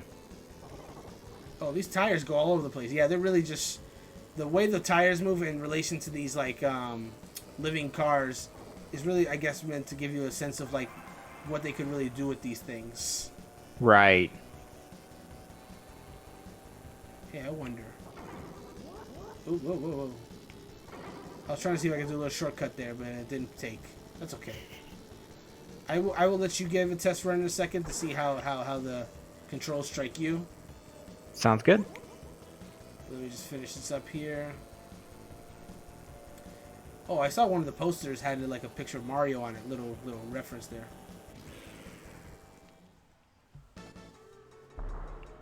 Neat. All right. Go ahead and give that test run a try and see how you like it. And then we can try the other modes to see how the multiplayer goes. All right.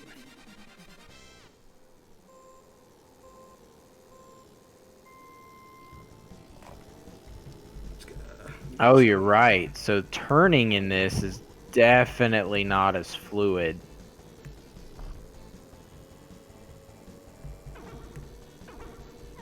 I like it, you know, it's not bad.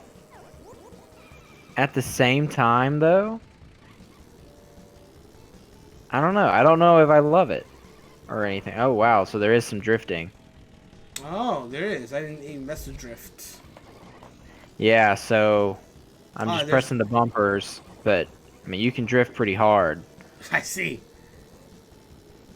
Okay. So Y appears to be your boost.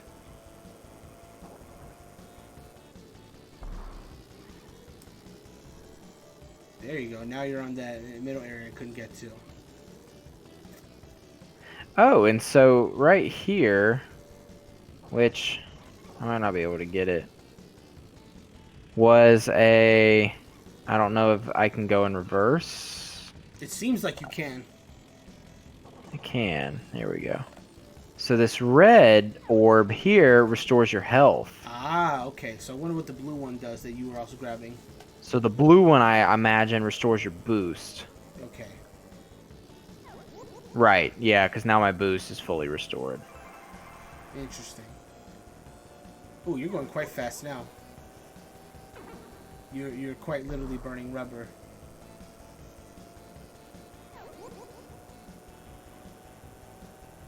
So But Mm, what a testament to I mean, just knowing that this game was on the Super Nintendo and it looked like this. right. I mean, that's crazy. All right. Well, we both got a chance to see what this is all about. So let's see what we got here. Speed tracks. I hope this is the multiplayer one. Ah, so there we go. Oh, look at our options here. We got F-type here. I like the way this looks. Body is weak. Ah. Acceleration is slow. 4WD. This is the one we were using in our test run. The body is strong. Acceleration is fast. But the max speed is only 100 compared to this one. This one is the coupe. Huh, that's cute looking. Medium So on both. Coupe seems like the good middle of the road. Quite literally. Yeah, it's yeah, that's what it is. We have three cars in total, so it's literally I'm gonna go with coupe. And put my name? Okay, I'll use my initials there. Wait. Wait, what? Ooh, hold on. Oh wow, look, one of the courses is literally called Whiteland. What we just went through. Okay. Okay, so Speed Track seems to be the more arcade mode. Let's actually not do that then. Because I do want to try multiplayer before we get into this. I'm gonna reset the Well, game. so I'm interested because it did say it referred to you as player 1, and then I was assuming it would let me come in as player 2. I thought the same, but that did not happen. There's also a weird Right. truck there. I wonder if he's like the villain. Battle tracks. Let's just try that. Okay, I will once again use coupe. Oh, there you go. Oh. Now you can choose. Here we go. If we're doing battle, I don't know if I really want to do the F-type or if I want to do the 4-wheel drive or 4WD. But I think I'll go F-type. All right, let's see how this goes. Oh, this is literally battle. Okay, fair. Okay, I think we get it now. Let's go to the cotton farm. Wait. Okay, that was odd. All right. Oh, so this is how the screen is split. Interesting. So I'm on the bottom. Yes, you are.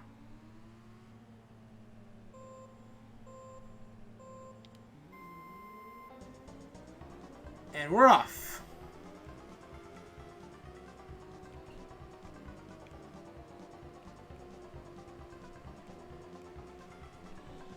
Okay. Ooh. So, first impressions. The racing is fun. Oh, wow. I think I just took some damage. Oh, I took significant damage. And it's prettier than F-Zero.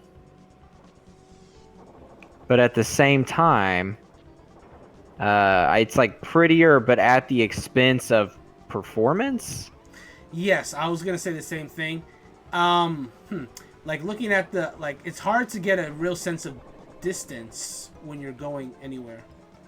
Right. Hard to get a sense of distance, and also kind of hard to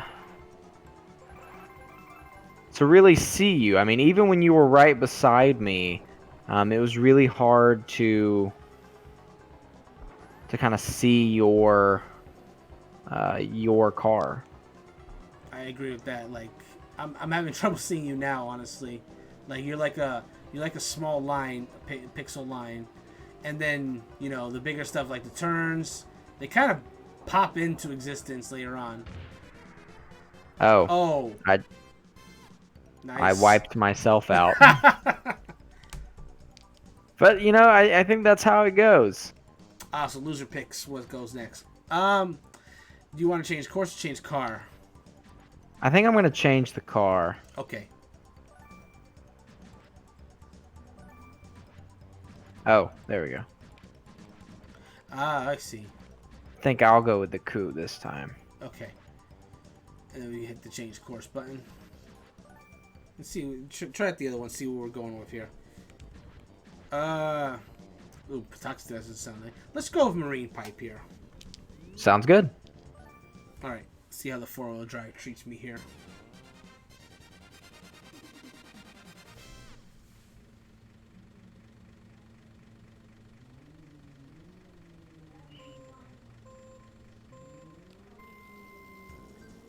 And we're off. So is the point of this to like kill the other opponent? Because this is a battle race. I was thinking the same thing.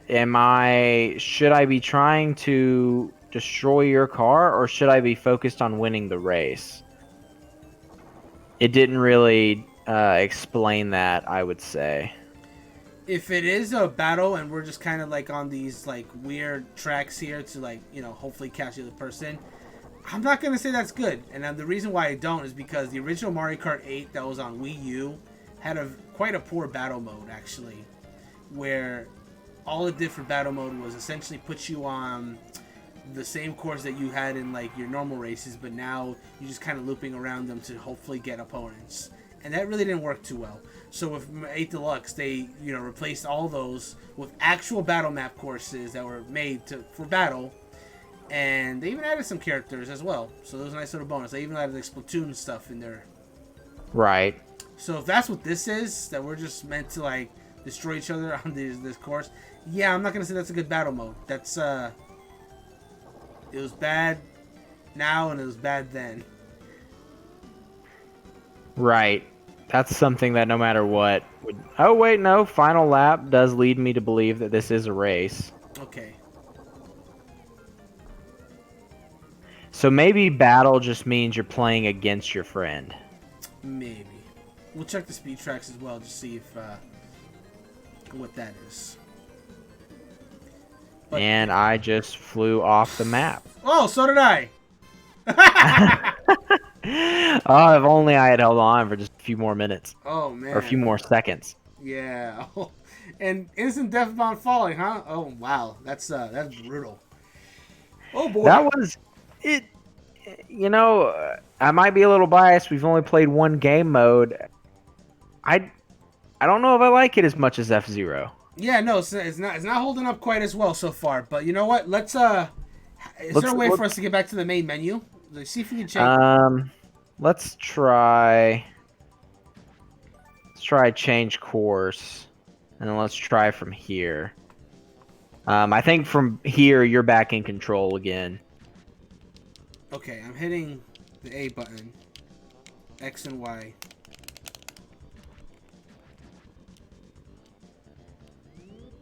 No, cancel that. B is confirm, which is kind of throwing me off a little bit. But from the feels of it... Oops, that's not what I meant to do. But from the feels of it, it doesn't seem like I can actually escape this. So it might be just designed for me to like get out of it. That's unfortunately a fault with a lot of old games, where if you go into certain modes, there's no real way to go back. Right. Excluding maybe a quick reset. Oh, that's what I just did now.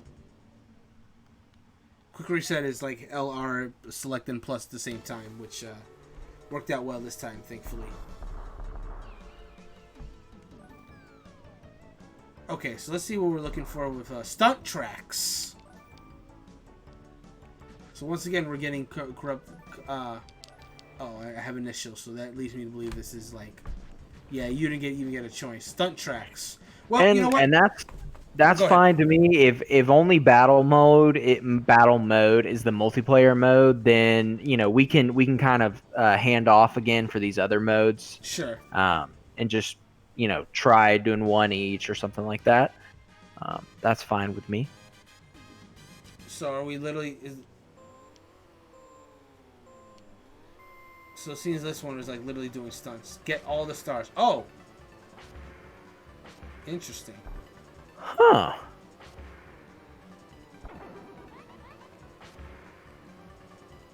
Okay. Oh, whoa, bumps, bumps. Okay, so this mode, right off the bat, I can see a lot more that's in front of me. Time extent. Ooh. So on that top right is your time limit. And you get extended. So this is more arcadey. And Right. and again I can see a lot more in front of me compared to the multiplayer where I couldn't see a thing in front of me. And maybe Yeah, that's just I won't lie. The multiplayer performance was just a little sloppy. So watching this, I mean, it makes me happy. Like I'm happy that the game plays a little bit better in other modes. Um, but it well, just makes me, it's like, well, why couldn't multiplayer also have it? I'm gonna assume that's a technical limitation, honestly, Right. because when we were playing the multiplayer mode, the general gameplay remained, but Right. this it looked a lot it looked a lot pretty sloppy, and you couldn't really see what was in front of you. Right. Well, this is also pretty tough though. I don't know what the strategy All is right. If there. you want to swap off with me, I'll That's what I give will that one a do. try. There you go. Wait, did I not do it? Oh, sorry, I did not. All yours. Go ahead and give that a go. You All can. You right. can. Okay. So I'll give this one a go. And I think you're right. I think that could have just been a technical limitation, something that was just kind of beyond the developer's control.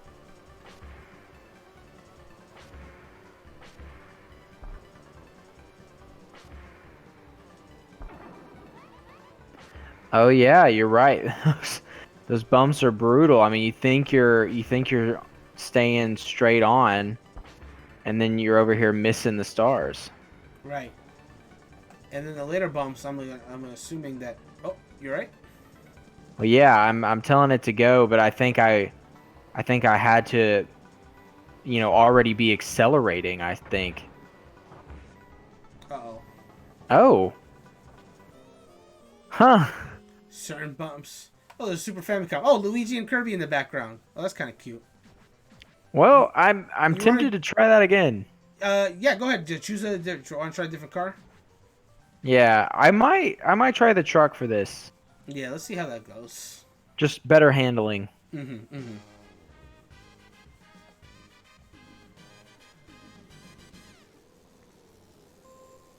Big tires in that one. I wonder how he's. We'll see when he makes the turn, I suppose. How well he handles there. He might just be the car for the job. Who knows?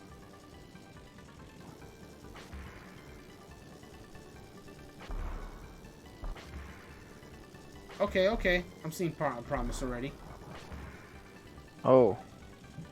So it's touchy. I mean, I feel like I'm barely turning, and next thing I know, I've kind of fallen off the track. Yeah. It's weighty, but the handle is also as not as quite as solid. I see. Okay, okay. Four wheelie over here hung into that turn though. Yeah. He's hanging in there. That's good. That's good. So That's he definitely handles well, or I shouldn't say well, better than the others. I think I also am not utilizing the drift well, and that probably is an expectation that I would be utilizing the drift. good. Mm-hmm.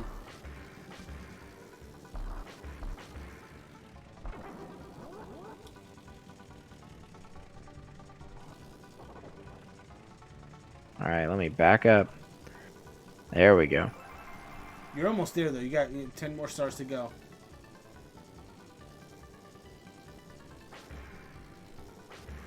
All right, I'd love to try and get all of them. think I would feel pretty You're great. you're on the track too. Oh no!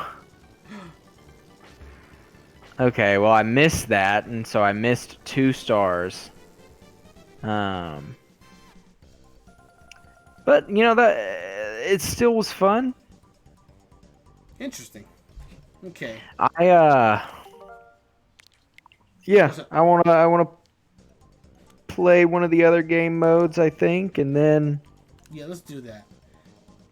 So wait, hang on. Actually, I do want to check out one more course, and then we can move on to oh, the last of one. course, of course. Change course. Oh, Blue Lake. That sounds like it could be interesting. So I'll say too, these track names do not seem super creative. Nope. Blue Lake, Cotton Field, Yellow Pipe. Yeah, they haven't really stood out all that well. Right, Oh and it boy. looks like this one isn't just a straightforward or no, maybe it is straightforward. You're just Oh man. following the. Oh, I'm having some trouble here. The already difficult handling is being epitomized by this water. Oh man. Oh god. This oof. The water is just making this like. Well, and I hate to say it, you know, because I feel like I sounded very negative a moment ago, but you know, to me, the handling almost makes it a little unplayable. Yeah. I feel like that's a little extreme, but at the same time, you know, it's hard to play a game if I can't control my car. And that's a fair assessment, honestly. Oh boy, no, you gotta try this real quick before we move on to the next section. You have to feel this. Same car. I'm gonna give you control. Same car, same course. Just hit try again. You have to feel this.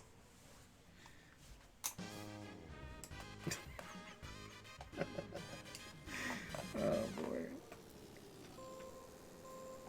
And it's, you know, and the game, it looks pretty, but then it almost makes me wonder, did they, you know, did they sacrifice performance? And okay, I definitely drifted too hard. Did they sacrifice? I was waiting for that first turn, just like I had to. Oh my gosh! You got me there. Oh I man, was right? not expecting that to be that hard. Oh my god. That was rough. Oh man, keep going. Oh jeez. Yeah, the drifting here is not smooth. No. Oh man. Oh, but as I was saying, you know, it just makes me wonder, do they sacrifice performance in favor of the nice pretty graphics? Which, you know, I know Jarrell cares a lot about graphics, and many other people will prioritize pretty graphics in a game, and it's a valid thing to enjoy. But I definitely think graphics are one of the things I care about the least on whether something holds up. Because I'll take it. Well, you know, I agree with that, obviously, because I'm doing this series here. That's all about games that are like have older. Oh, I do like that effect though. When I stopped and I saw the water kind of rim the tire wheel to give the appearance that it's in the water. I like that. Yeah, I agree. But of course, we can't appreciate a game when it looks good for like its time. But yeah, man. Before I talk, we'll go on. How did you feel about that one? So that handling was atrocious. Yeah. I feel like part of it's me. You know, I feel like obviously if I played it for a while, if I was a little kid and I'm sitting at home over the summer and this was one of my games and I'm playing it with my buddies, I would get the controls down and that might not be as big of a deal, but it's still such an awkward game. Yeah. So we're gonna give it one last go in its last mode that we have available here, which is the speed tracks. Yeah, that's what it's called. Okay. Yeah. Oh, let's go with Coop here. Yeah, I feel like Coop is definitely the way to go. Oh boy, novice and expert, huh?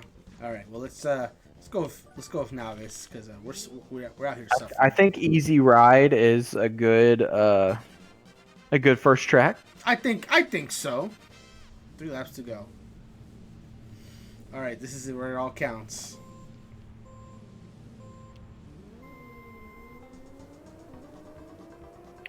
Okay, let's see how this And goes. I guess the key here is, ensuring you're utilizing the boost, you're drifting, and you're just kind of doing everything. But that's all easier said than done.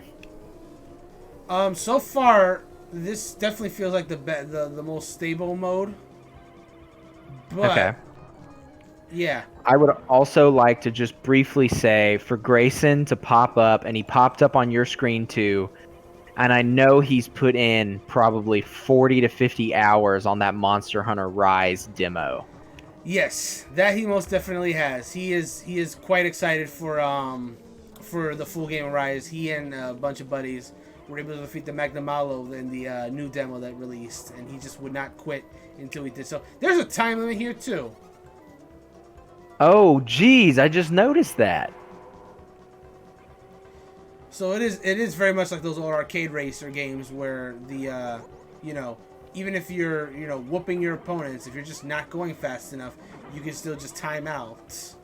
Right. Well, and don't forget, Y is your boost. Oh, I didn't know that, so I will do that now, actually.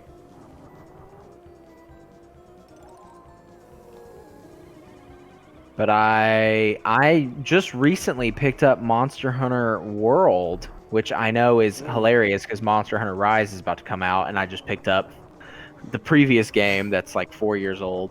Well, you'll still find a good amount of people playing that game because, of course, it's on PlayStation 4. Right. And it was Well, very and all popular. that to say, I love it, and I truly hadn't spent a ton of. I'd spent some time in Monster Hunter games, but not a ton.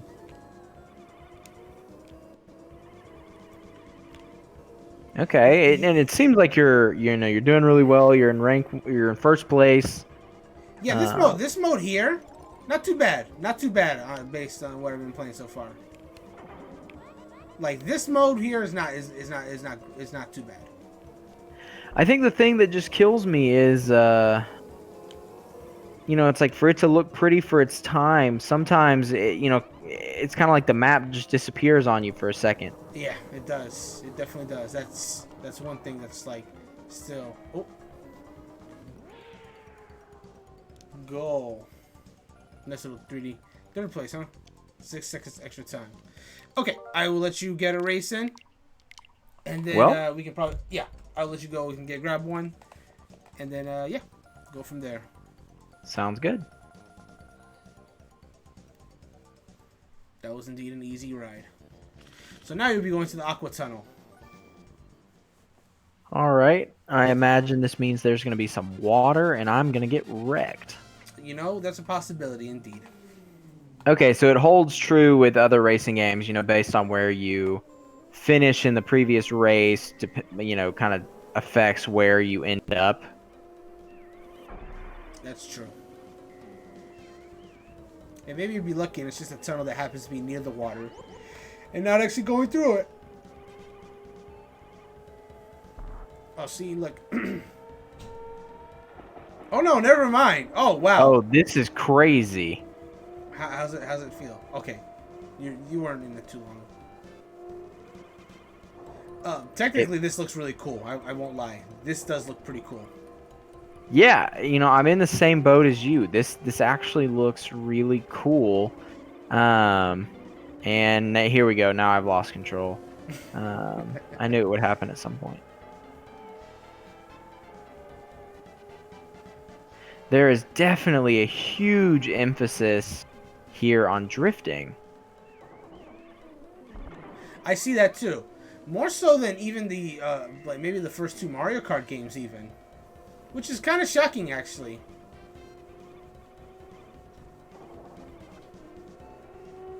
And there's a lot of moments I feel like I'm going to kind of fall off the map, and I never do.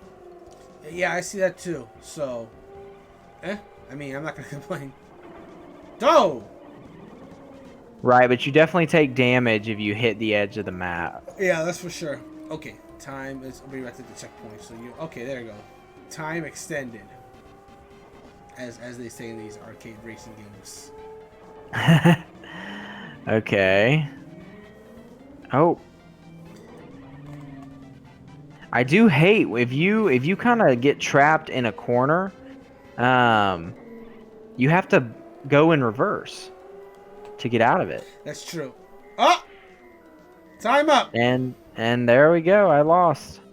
Well, I'm gonna put this on because this is a very popular game over theme for arcade racing games. So I don't know how well it's gonna come up on the mic, but here we go. Game over,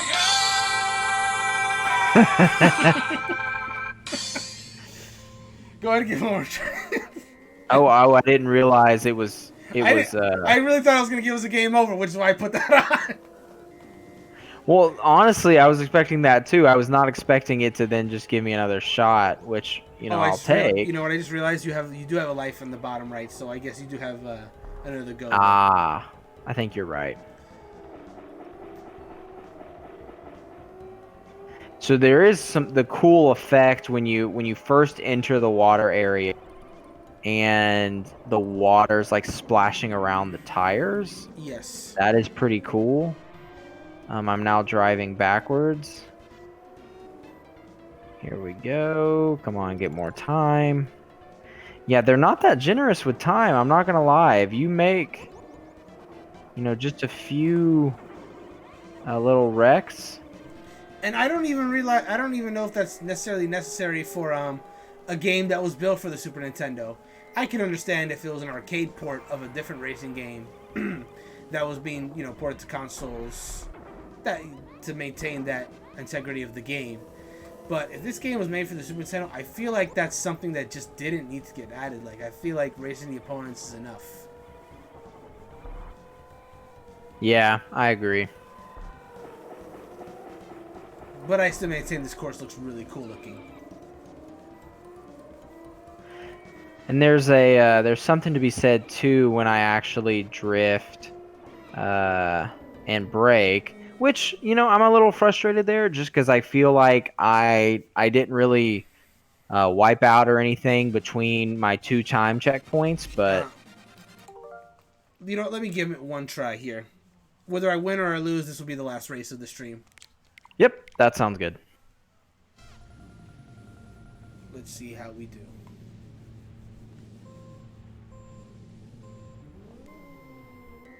Okay, so here's the first turn here. What the? So the left and right, so like L and R are your 2 drift. Okay. I pressed the wrong button to drift. Yeah, it's not ZL or ZR. That's for sure. Okay. Oh, the water! Okay. I think I'm getting Yeah, out. it's just it's a little funky. Oh, he got me good there. Oh, and then you have to kind of wait to be rebuilt, which sucks up, a fair bit of your time. Well, that was that. Hold on, let me see if it gives us a game. There it is. All right, I'll do one more time then.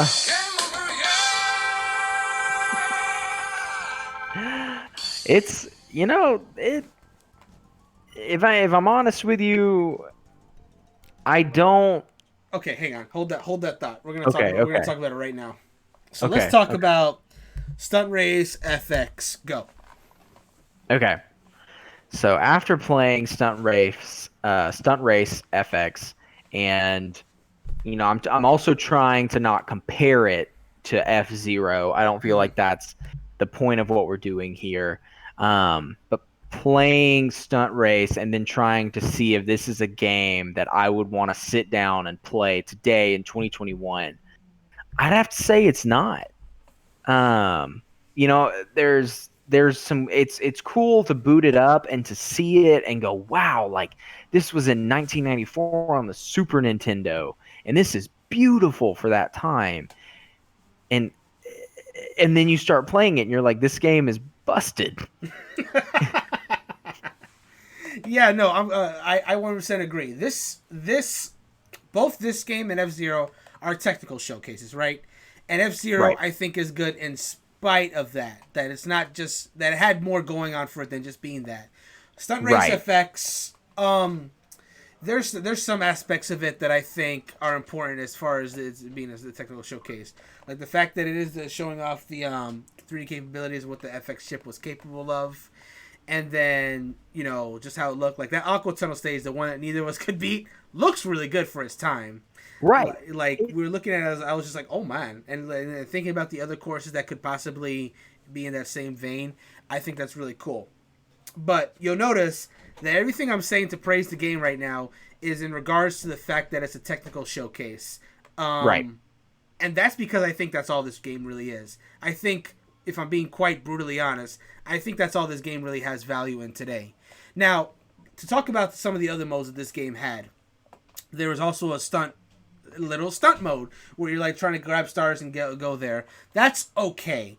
It looks fine. It's not the most fair with how you have to collect the stars, but it's okay. It's okay. Both that and the racing modes are okay. The test mode is meant to teach you how to play. And then the game did have multiplayer, which we were talking about how F-Zero, like if your whole thing is like you want to play multiplayer with a person, this game does have it. Right. That being said, that multiplayer mode was not great because No. you only had 4 courses to start off with. So even if all you really care about in a racing game today is playing with a friend, you're going to run out of steam very quickly, having only 4 courses to go through. And then on top of that, because of the technical limitations of this game, when each of you have your own screen to work with, you can't see what's in front of you really well at all. Like, No. not at all. Like in the single player mode, you can at least see where you're going. With 2-player mode, no. Then it doesn't perform well, and with so few courses, it's not even that much a worthwhile of a multiplayer endeavor. So I can't really even give this game credit for that because even though it had what F-Zero didn't have, it just didn't have enough, and it didn't perform as well that I could really call it a boon. And, Right. Again, the game isn't really. It's not good, but it's not awful. It's perfectly middle of the road in terms of his gameplay, both in terms of the racing mode and the stunt mode. And Right. as you said it very well. In 2021, is this a game that I would want to go back to? No. I think this is a game that if I want to understand Nintendo's history and want to see what the Super Nintendo could do, marvel at that for maybe 5 or 10 minutes, this is a great game to do that. I'm glad this is here only for that reason, that people can check out this game that is it's not a game that's talked about very often. In fact, when I was putting this game on Twitch for us to play as like the game we're playing, it doesn't even have a box art. There's a few the games that you put on Twitch that don't even have box art because there's just not enough people that know about it or care about it or play about it. And Right. I can't necessarily say that Twitch is even wrong for not having this box art up there because playing it, even down to the historical side of it, it's not even that necessarily important. I'm making it sound more Right. important than it actually is. It's a very. Well, and I think you make a great point there. It's important only if you want to see the graphical showcase of what the Super Nintendo could offer. It's not the only game that could do that either. Exactly. We were talking about how Star Fox also did that, and that became a series. Super Right. Mario World 2, Yoshi's Island, also, it was still a 2D skyscroller, but it very much did use the power of the Super FX chip. And that game, and the Yoshi's Island, became its own series as well, apart from the Mario series. So, it's not even. I really came into this saying it was a very, okay, I think this was the very first FX chip game that came out, and maybe that's why it's a little more, why it gave us this importance. But while it may have been the first, it most certainly was not the best. Right. Yeah, what I said before. This, if you're curious to see this at the time revolutionary technology that was there, and you just like want to know your Nintendo history, this is 100% worth it to put on for 5 to 10 minutes so you can see that yourself. But I don't want to play this game anymore. like No. like it didn't control like there's so many other racing games out there, and this one didn't control well enough for me to like really enjoy. The only people who I could really see enjoying this game long term are people that had to play this back then. I cited Andre Seegers at the beginning of the game. I'm fully convinced now that he must have grown up with this game. That Right. he has nothing but nostalgia for this game, and that's why he loves it so much. But if a new person was to come in today and play this game, no, I can't recommend this to you. This game doesn't hold up. There's so many better controlling games out there. Its technical showcase is impressive for a few minutes, but like only just so you can see it. But obviously, even graphically, it's not like it's a Super Nintendo game. And honestly, sprite work holds up a lot better than the attempt at 3D graphics. When we said this game looked good, we were 100% using it with the filter of the fact that it's impressive that the Super Nintendo could even run a game like this.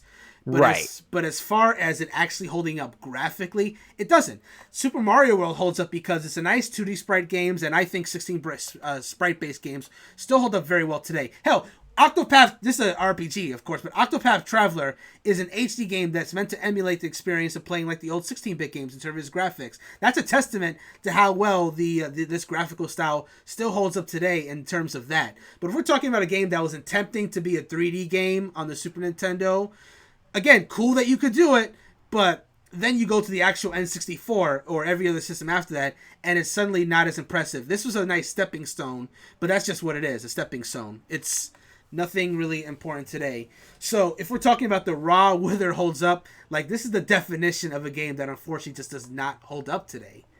I agree, and I think you said it great. I'm not gonna to try and reword everything you just said, but I agree.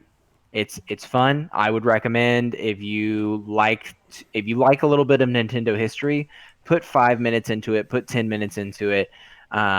You won't regret it, but you also probably won't pick it back up again, and that's okay. That is okay. Yeah, and that's pretty. Yeah. Oh boy, like Dylan, there aren't too many games that we play on this show that there are some games that I come into it being like, was this ever good? There are some games that I come out to as like, yeah, this is still good. This is a game, I don't know, like I'm thinking about like in the context. I'm really trying to frame myself in the context of like a '90s kid who got this for the Super Nintendo, and it was, yeah. Go ahead. And that's where I'll say, if I got Stunt Race FX, and I'm a '90s kid and sitting there, this is one of the only games that I've got for my Super Nintendo. You turn it on and it looks so good, and you're getting to race with your buddy, and you've got these different cars you can choose from, and it's fun. There is an element to it being fun. And like I said, I think if I was playing this game more, I'm not interested to. I don't really want to just in 2021. But in 1994, I probably would have put some time into it. I would have gotten really good with the controls, and I would have, I wouldn't have had those same difficulties that you and I had. Sure. That also contributed to us not enjoying it. But all that to say, in 2021, I just don't want to. And that's why, yes. My official opinion, it doesn't hold up. But I don't think that means it wasn't good in its time. That's what I was going to say. But I also want to raise a counterpoint. At this point, I think we've talked enough about this game's singular merits as to whether or not it holds up, and we feel it doesn't. But for the sake of argument, let's what we were doing a second ago. Let's put in the context of the 90s. Let's say someone had this game, but they also had Super Mario Kart. Now, between the two, how many people would rather play this as opposed to Super Mario Kart when Super Mario Kart came out 2 years prior? Right. If someone had owned both games, would they rather play this as opposed to Super Mario Kart? No. And that was my mindset too. The only thing that would possibly sway someone to go to Stunt Race FX as opposed to Super Mario Kart would be the 3D graphics that weren't otherwise attainable at the time. Right. You have that ooh ah factor at the All as the you're 90s. picking with Stunt Race FX is the graphics as compared to the other racing games of the 90s. If you could pick up F-Zero, if you could pick up, Mario Kart, you would stick with that. And Exactly. you would not regret playing Super Mario Kart or F-Zero. Um and that's where I stand on it. So that I think that's a great point, just to bring it up and say, while it would have been fun in its time, comparably, still not as much fun as you could have had with a different racing game. Agreed. Agreed. And Super Mario Kart is like, it's almost unfair, but if we have to make a Super Nintendo comparison, that's the obvious one to go to because everyone had Right. Super Mario Kart that had a Super Nintendo, and that game, Super Mario Kart had 8 racers. It had a racing mode and battle mode, both playable 2-player. So the battle mode Right. you could go against your friend and fight against them, and Super Mario Kart had way more courses that could be played Right. both single player and double and 2-player. So yeah, it's no surprise then that's the one that Super Mario Kart, of course, also because it had Mario and characters. It's no surprise that ended up becoming one of Nintendo's biggest series today. While Stunt Race FX got lost in the shuffle because it was a technical showcase that just really couldn't go any further than that. And I don't even know if for I don't know why they would even do this, but if they were to bring this series back in a modern series, I just really don't feel like there's even a furor for this to even come back in any regard. The cars look weird and cute, I guess, but it's not like after playing that it's not like, oh man, give this game another try. There's Right. gotta be room for a modern Stunt Race. No, I'm fine with this game just being this little interesting little tidbit in Nintendo's history and being nothing more than that. Right. Not every Nintendo, a lot of Nintendo fans have a trouble understanding this. Not everything Nintendo made needs to become a series that keeps coming back. I think F-Zero Right. should, but that's another story. But Stunt Race FX, I don't think it was a nice little it's a tech showcase. That's what it is. Super I Nintendo tech agree. showcase. Show it off, move on with your day. That's it. I agree. Well, Well, yeah, with and that, yeah. and with all that said, thank you so much for letting me come on and play both of these with you. It's been an absolute pleasure. F-Zero was a ton of fun, and like I said, I hadn't played either of these before tonight, and honestly, F-Zero, I could see myself playing again. I think it holds up as a great arcade racer. Stunt Stunt Racer or Stunt Race FX, like we just said, does not hold up, and I Nope. probably will never pick it up again. Yep, and that's fine. You got your experience. If if it ever comes up in a trivia night, you can give your thoughts on that. Right. And that's really what it is. And Dylan, I will concur. You have been a wonderful guest. You're quite knowledgeable and you're quite kind. I will 100% have you back on for a future episode, and I will definitely figure out what game that will be in the future. But thank you so much for coming on to this episode. I appreciate it. Of course. And with that, everyone, thank you everyone for watching this episode of HPCritical Doesn't Hold Up. It was a great episode. We learned a lot, and we'll be learning more next week. So my next guest next week, as I mentioned earlier on the stream, is going to be Grayson. He and I are going to be checking out Breath of Fire, the original game, which apparently is made by Squaresoft, and his sequel is made by Capcom. Much later on down the road, he's most likely going to be coming for me for Breath of Fire 2. But for as far as next week, he will be here with me for Breath of Fire 1. That will be at 8 p.m. next week, same time as this episode. This Wednesday, I will be doing some more Super Mario Galaxy, and that'll be at 7 p.m. I will be heading to the bedroom area and collecting the stars in there, so you can join for that. And then at 8 p.m., once again, myself, Jarrell, Christy, and Gabe will all be gathering once again to play some more Super Mario 3D World. We have, as of our last stream, our last charity stream was a charity stream. We did defeat Bowser, the final boss battle. We rolled credits, but there's a post game that we have to get to, and we have started on that post game. So yeah, join us at 8:15 p.m. on Friday as we start chipping away at that post game, which has some truly terrifying levels, but we will get through it as a team. Anyways, if you enjoyed the stream, check out our website, hpcritical.com. We have many articles written by writers like myself, as well as Dylan here, available on gaming and even other topics like movies, shows, anime, books, and more. And our site does get updated daily, so definitely check every day for some new content from us. Now, if you want to support us, there's 3 different ways you can do so. The first way you can support us directly at patreon.com/hpcritical. If you do this, so there, not only will you have our thanks, but you'll get stuff like bracelet stickers, influence on future streams we do, and you'll even be able to have spots on a weekly podcast that we do as well. We've already had 2 guests from our Patreon come to our podcast, so if you want to get in on that weekly podcast, go ahead and support us at patreon.com/hpcritical, and then shoot us an email. We'd be happy to have you on the show. Second way you can support us is if you have an Amazon Prime account or a Twitch Prime account, you can hit us up with a free subscription, which would very much be appreciated. And the third way you can support us, one second, is we have some cool merch. I like this nice little pillow here. It's got our logo here, which you could also see on the screen as well. We got the podcast crew on here, and this is just one of the different items that we have available on our merch store. We have this, we have blankets to go with this pillow, we have wall tapestries, we have beach towels, we have coffee mugs, we have shirts, we have hoodies that you can wear. There's even baby clothes if you want to wear those as well. And I show off a blue pillow here. We have so many different color options available. So literally go to hpcritical.com, and our merch store has a tab on the left side, our Teespring merch store. You can find all the kinds of different merchandise in pretty much any color you can think of. So definitely take a look at that.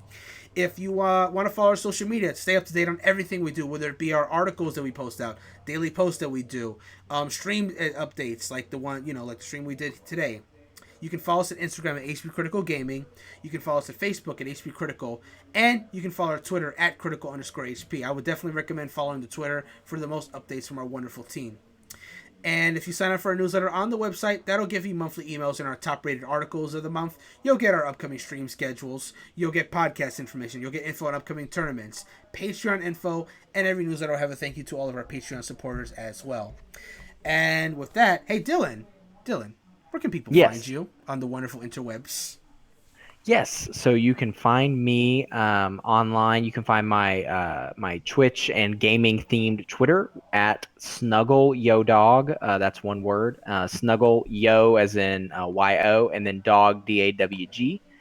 And you can also follow me on Twitch, twitch.tv/SnuggleYoDawg, same spelling as before.